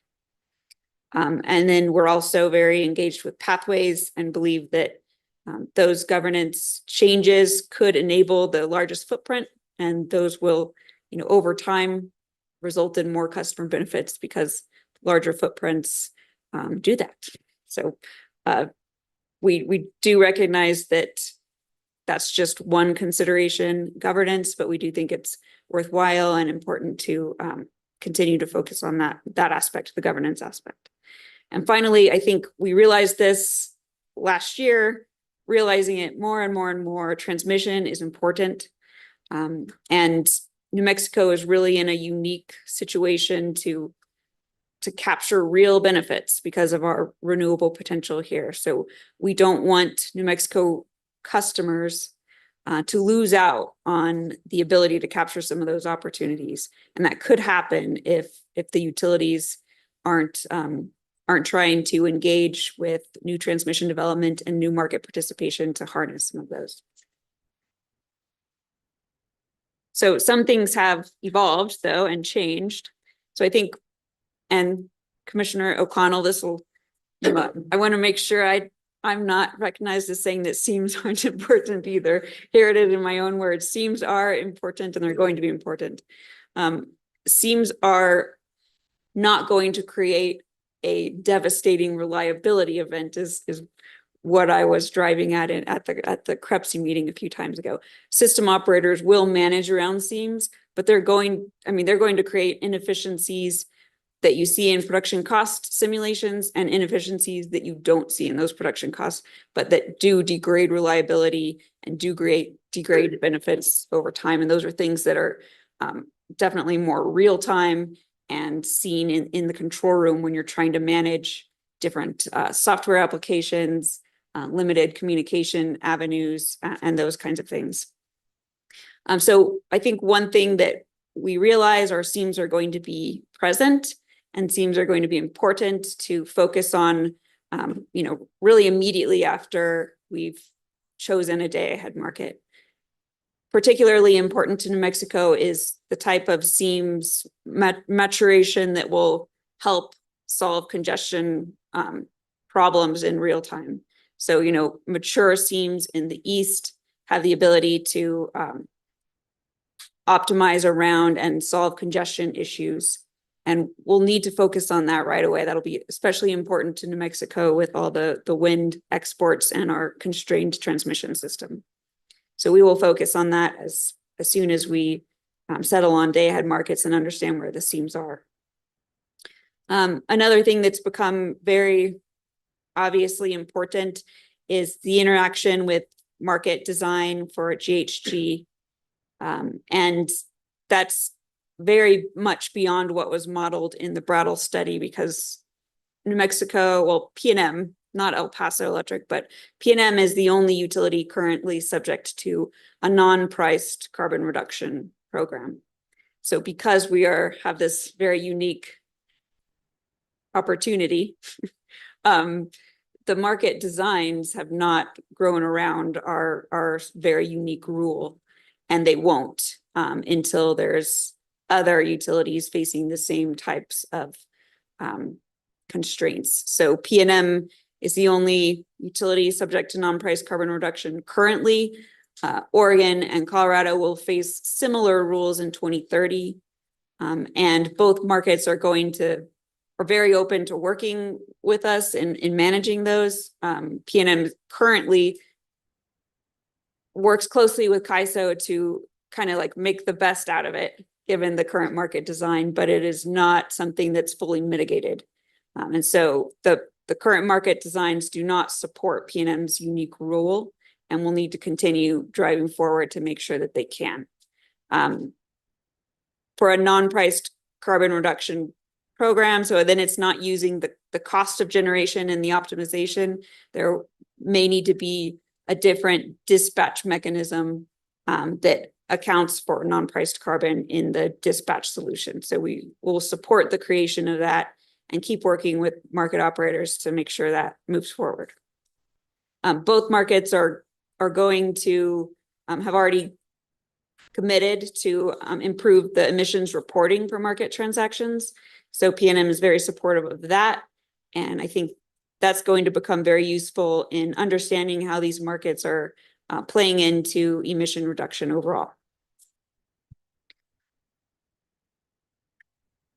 So some other things that have changed are obviously just from this new analysis from the Brattle Group. And I just want to thank John here and thank the Brattle Group. They were just grasped exactly what we needed to study right away and were very easy to work with, and really appreciate it. What became known in lots of long hours of thinking how to study this most efficiently is that we don't need to exactly capture exactly what the benefits are going to be in one market or another, and actually that is impossible because the EIM footprint will break apart, as John mentioned.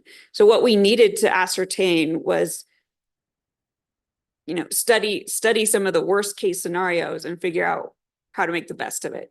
So that's really what the study concentrated on for us. So we realized that a lot of our transmission connectivity is through Arizona, and we needed to make sure that didn't mean that Arizona utility market choice was completely going to drive PNM's market choice. And what we realized through this study is that we do have a choice, and that the Arizona utilities market connectivity does influence things. We could have a way better scenario if we're in the same market with Arizona. But given the current leanings, which are still valid today, what we've found by very carefully modeling the detailed transmission connectivity and the long-term transmission sales that aren't going to go away, what we've captured is that PNM does have a choice, and we're not fully dependent on our neighbors for day-ahead market choice. And that took a lot of work. So we really did have to think about how to capture all of the nuanced transmission connectivity that wasn't included in that amount of detail in our previous analyses. So that included, detailed modeling of the Palo Verde transmission, connectivity to EDAM through Pacific Core, and connectivity to Markets Plus through the other ties at Four Corners, and understanding how optimization of the transmission, which is included in a day-ahead market and not a real-time market, did mean that we could utilize third-party transmission rights. And we've verified that through lots of meetings with CAISO. Let's see. Oh, and I guess one other thing the study has made clear is that other market characteristics and operational challenges that aren't going to be seen in this kind of analysis can be more influential in our market choice because we're not super dependent on what our neighbors are doing.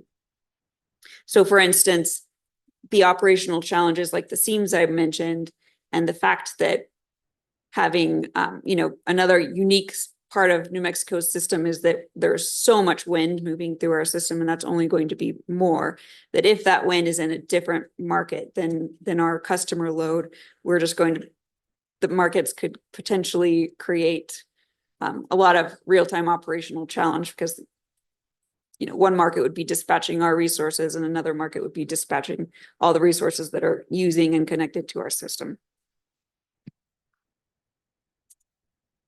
Finally, I'll just talk about some next steps. So PNM doesn't want to add much delay to day-ahead market choice. We need to have internal and external discussions about this newest analysis. So we haven't had a lot of time to do that. We've met briefly internally, but we want to also hear from stakeholders and from you all about guiding principles for market consideration. WRA did put out some guiding principles, so we're going to make sure we answer those in our choice statement, and hopefully also some guiding principles that you all come up with. And we will also continue to participate in other regional efforts like West Tech RAP Pathways and others, and really concentrate on current and future market policy and focus on SEAMS and GHG processes going forward as kind of the next immediate step. And that's all I have. Any questions? So I do, well, first of all, I'm wondering whether I should let El Paso go first and then we could ask questions. Actually, I think that might work a little bit better. Yeah. So Emmanuel Villalobos here for El Paso Electric. I'm the Director of Market Development and Resource Strategy. Thank you very much for the opportunity to be here again. It's always nice to get away from 100-degree weather, somewhere a little nicer. In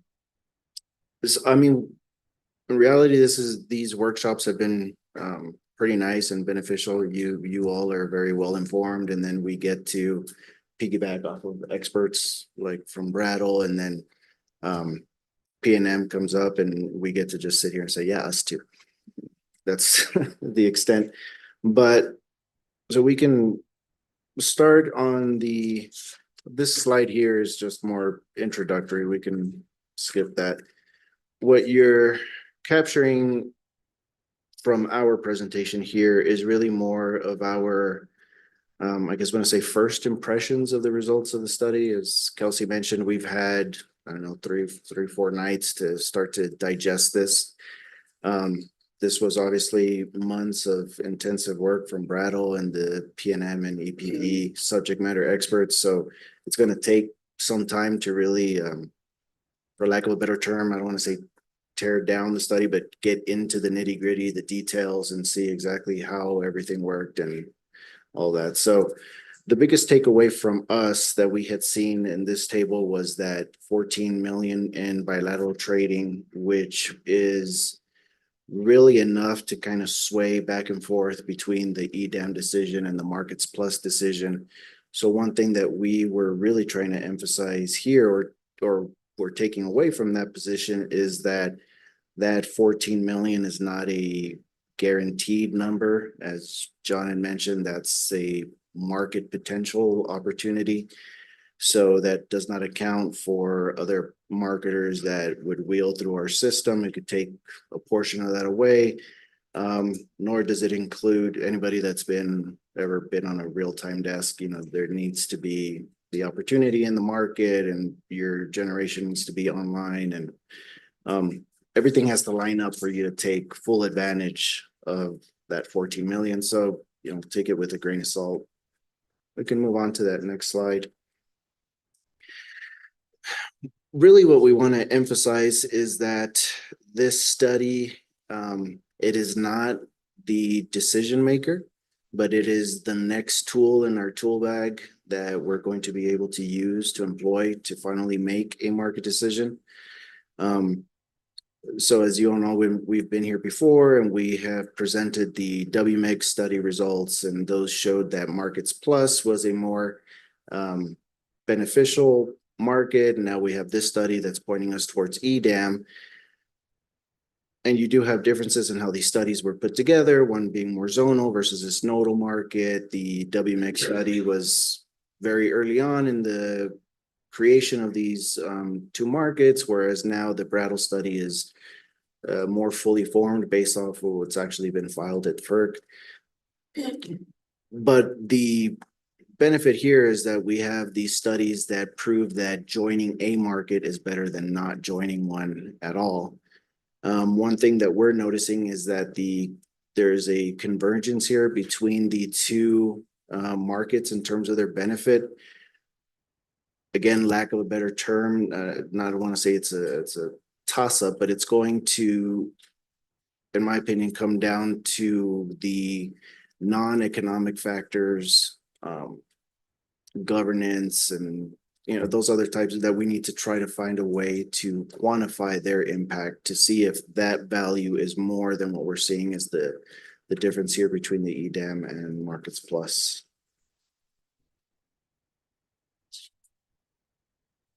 Move on to the next slide.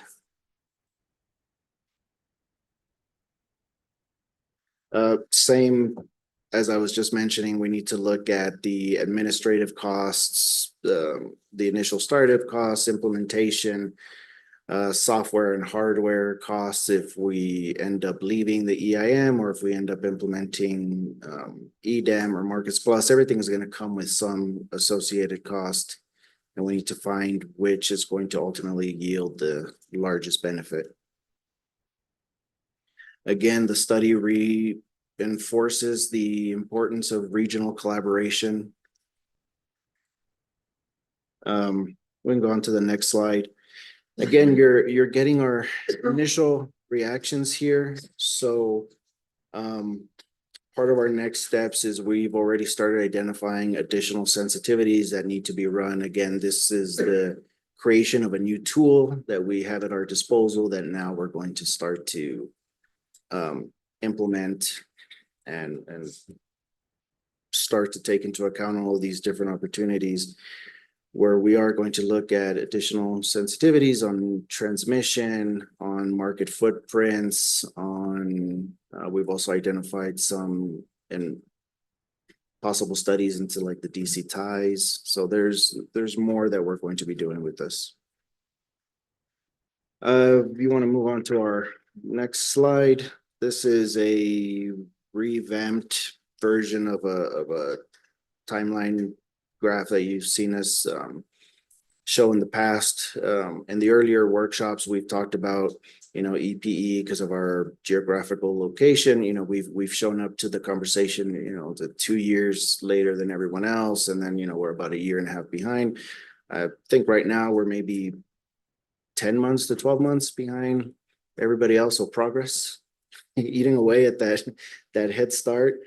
But you do see that we have, again, it's the newest tool in our tool bag, but there's so much more that still needs to get done. We are going to be kicking off a resource adequacy study pretty soon.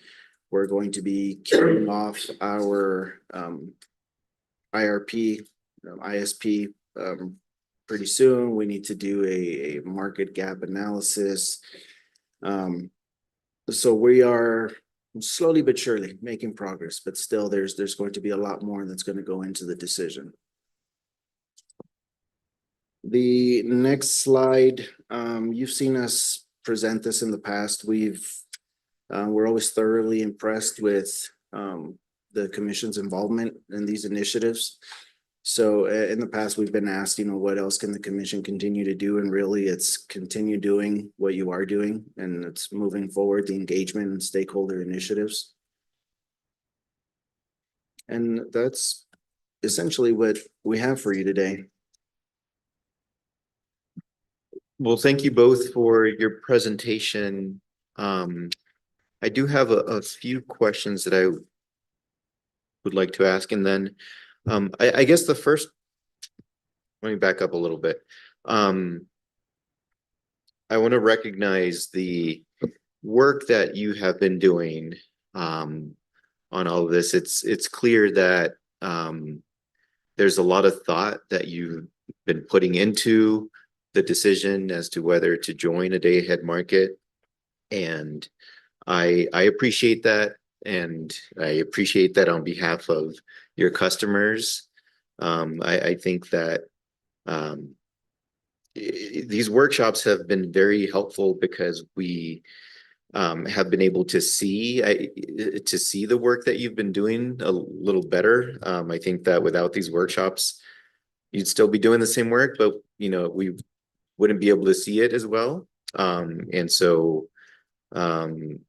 thank you for entertaining that, although I don't know that you had much of a choice. And then John is gone now, but I think that the study that you presented today gives a lot to think about, and so I'm just happy to see how much work is being put into this decision. With that being said, the reason we're here is because of customers, ratepayers. And so my question is, can you explain to the everyday ratepayer, everyday New Mexican, how the benefits that have been presented in the study translate to savings for them in their wallets, and so both for the production costs and then for congestion, how do they impact? So I think the easiest way that we would try to communicate this to the ratepayer is, if you don't engage in this type of larger market footprint markets and some of this larger regional collaboration on generation and transmission, you're essentially trying to satisfy your load just based off of your own resources, and that can be incredibly limiting and incredibly expensive if you're almost designing your system to be like an island into itself. So the diversity of benefits that you get from joining a market and increasing your footprint, you start to see those economies of scale and overall savings start to materialize. So I think the guiding principle is do every initiative you can to increase reliability as important as it is, and drive down cost as much as you can. And you start to spread those costs amongst a much larger footprint when everybody else is starting to pool their resources together.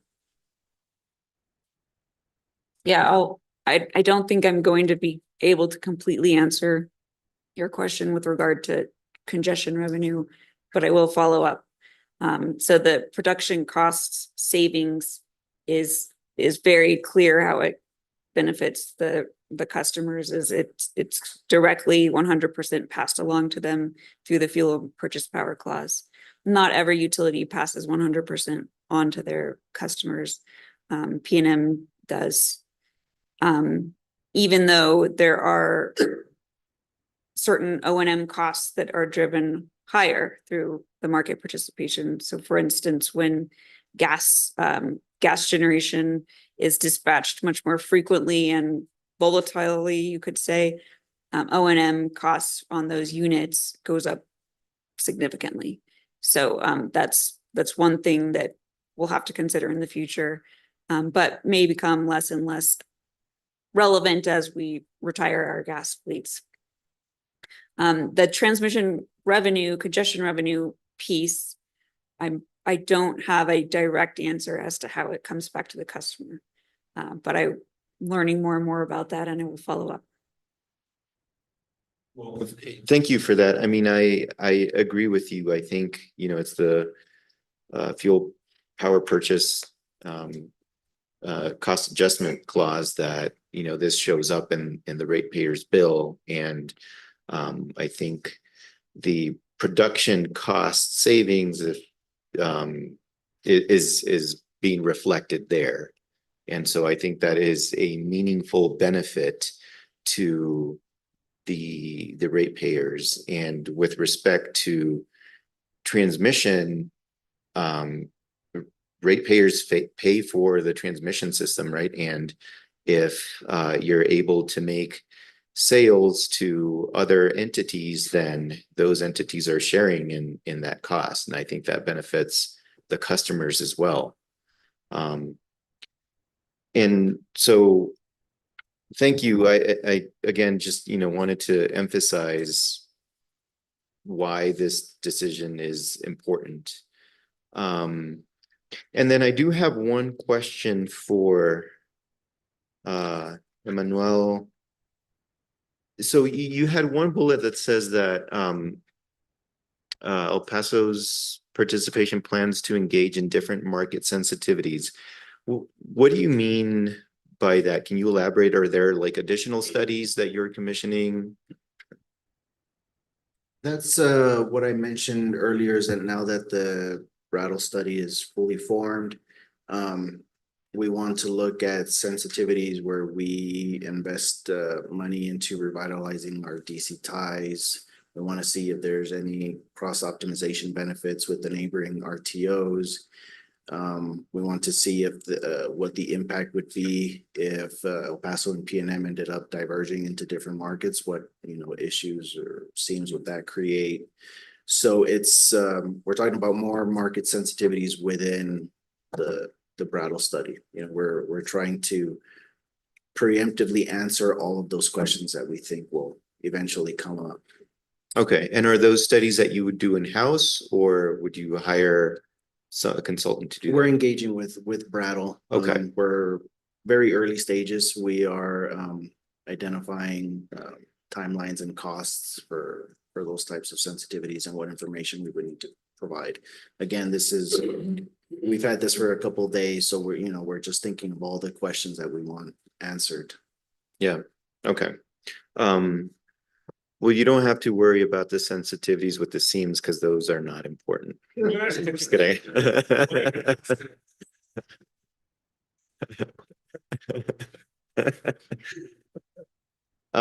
Commissioners, do you have any questions? No, I don't have any questions, and I apologize if I mischaracterized what you said, but you don't want to be in that position of being the seems or no problem lady, right? And then I just appreciate I mean, we're kind of at the end of the program here. We still hang around for more questions, but I know you guys are doing a lot of work, and then popping out to talk to us is another layer of work on top of the work you're doing.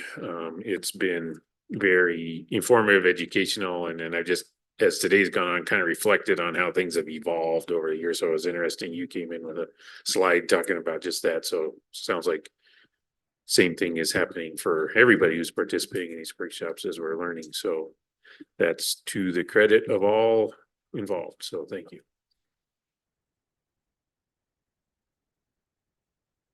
I also don't have a question, but I would like to say that these decisions on regional markets matter to us because they matter to the ratepayer.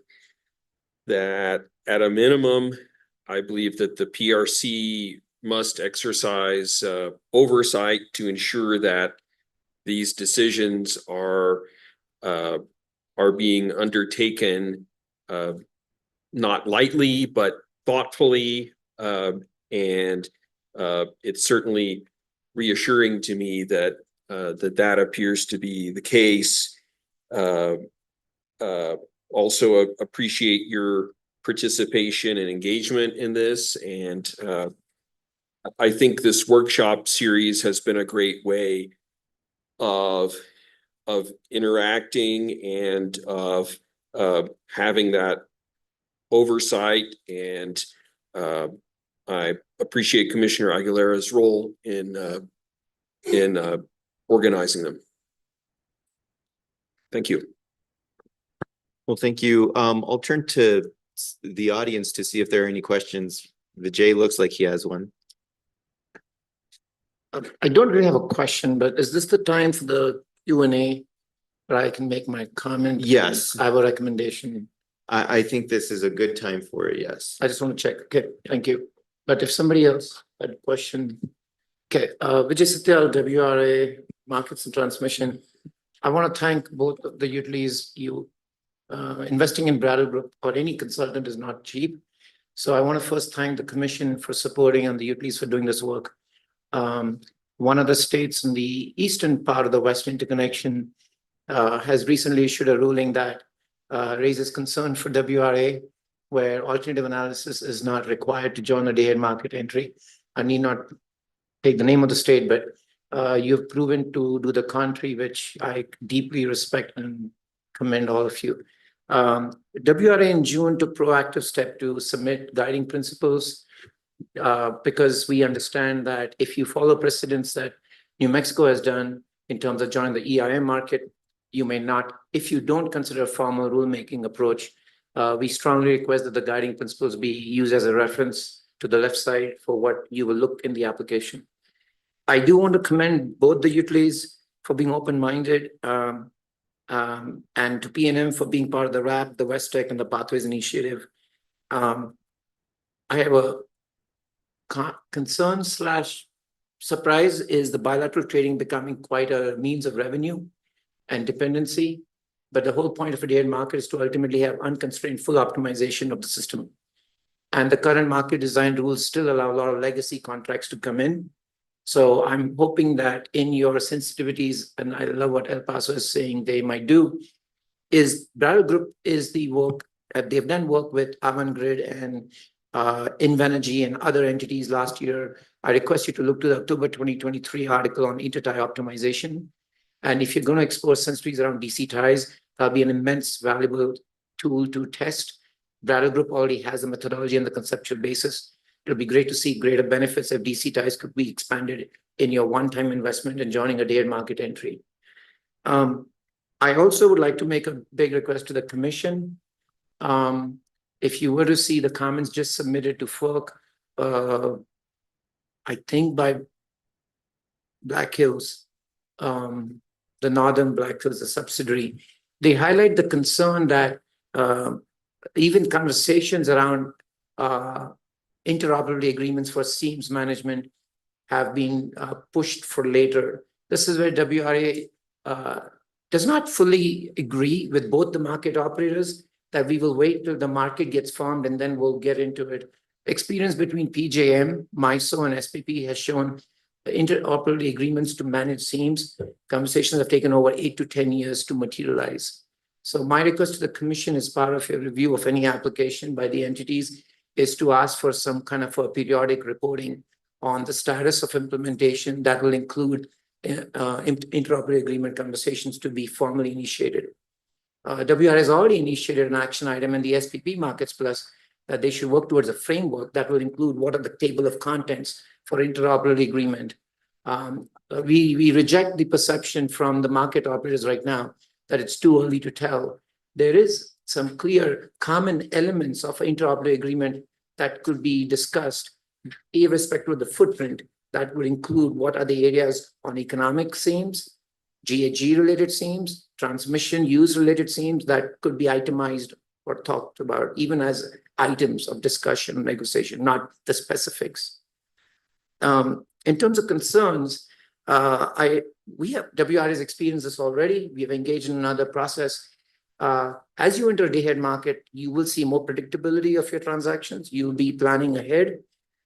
We wish that the GHG reporting and accounting not be conflated with voluntary offset programs that have REC attribution.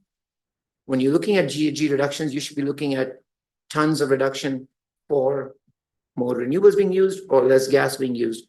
If there is a bundled REC program, then it should be bundled REC that goes with it.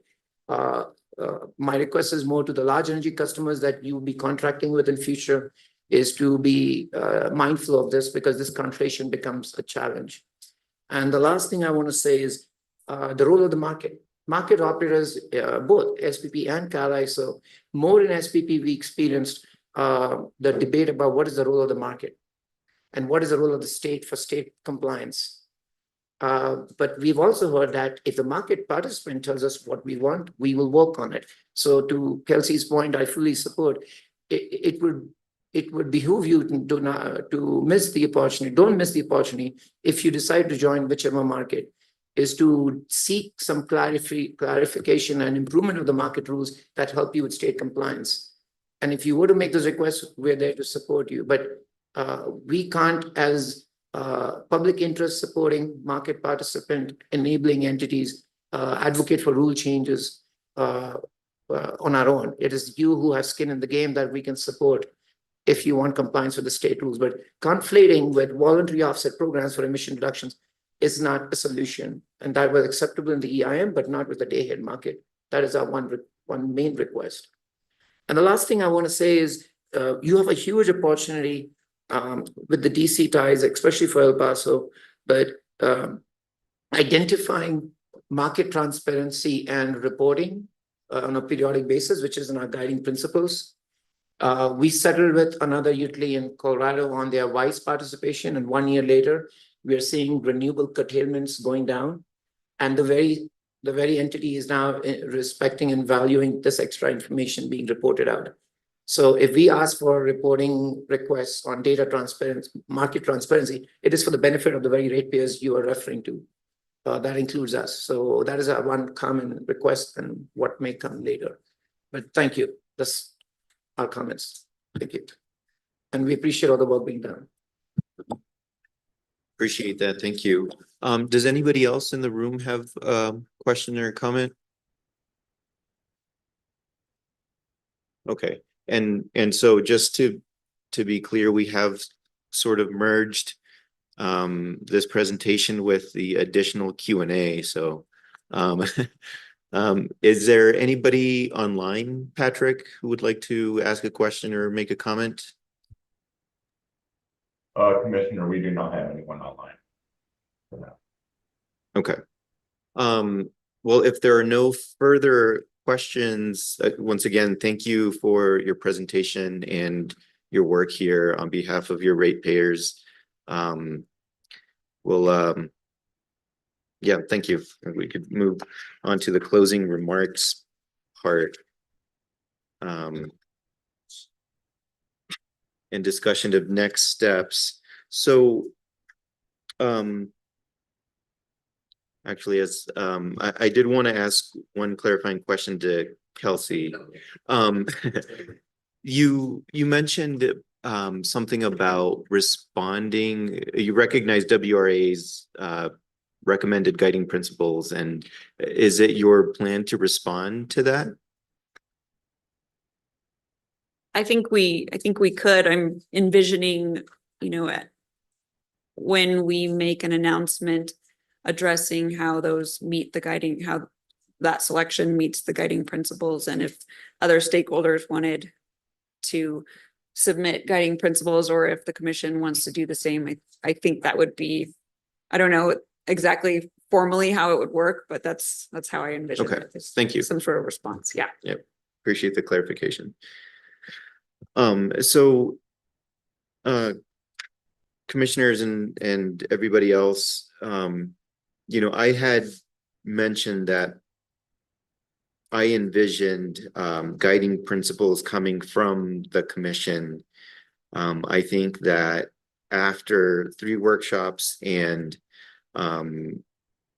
given the circumstances and how entities are moving, I think that it would be better to have those issued sooner rather than later.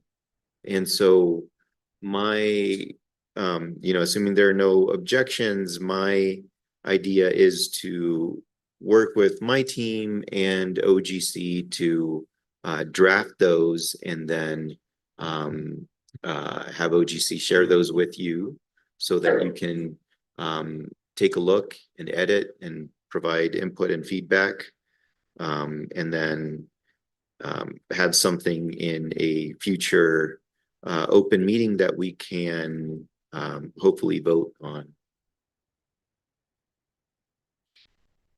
I'm sorry, and so just to clarify, Commissioner Aguilera, this would not be a rulemaking, this would be more of a declaratory statement? Yes, that's correct. And I'll work with OGC to talk about how the format and what it's called. I don't know if it's a white paper or guiding principles, but so I don't have a clear answer there, but correct, not a rulemaking. If that's a direction that another commissioner wants to propose, that's something we can entertain as well, but that is not the idea that I had.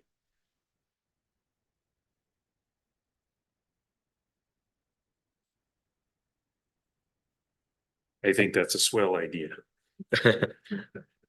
So do the utilities, I think. So I think that's what it is in terms of next steps. I understand from El Paso that they intend to have additional sensitivity analyses. I think that those would be interesting to discuss at a future meeting. I did not hear the same from PNM, so I don't think that at least I'm expecting to see any further analysis before the guiding principles. And so essentially what I want to establish is that I don't think that we're going to have another workshop before the guiding principles. I think that we can have others in the future, especially if there are other studies, especially from El Paso. And so that I think that's what I'm thinking right now. Yeah, no, I would say that concept totally makes sense based on what we've traveled this past year and where we're at right now.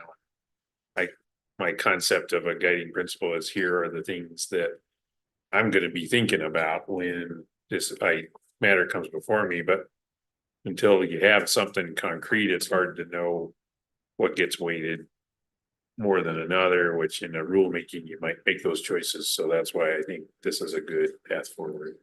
And I also think there's value in, the one thing that sings out loud, we've heard it over the year, really nailed home today, is a market's better than no market. So let's try to facilitate progress. And I am afraid a rulemaking would take a lot longer without a lot of value. No, I would agree where we're at right now, and given the timing of things, especially I think that having the the statement, the guidelines is the appropriate way to go. Okay, so I think we're winding down and, you know, just in time. Thank you to everybody who has participated and, you know, and who came to our building to see the presentations, and to everybody who has signed online. I think we have people who came from a lot of different balancing authority areas. So that's nice. And yeah, I think we have a plan to move forward. So we are adjourned. Thank you.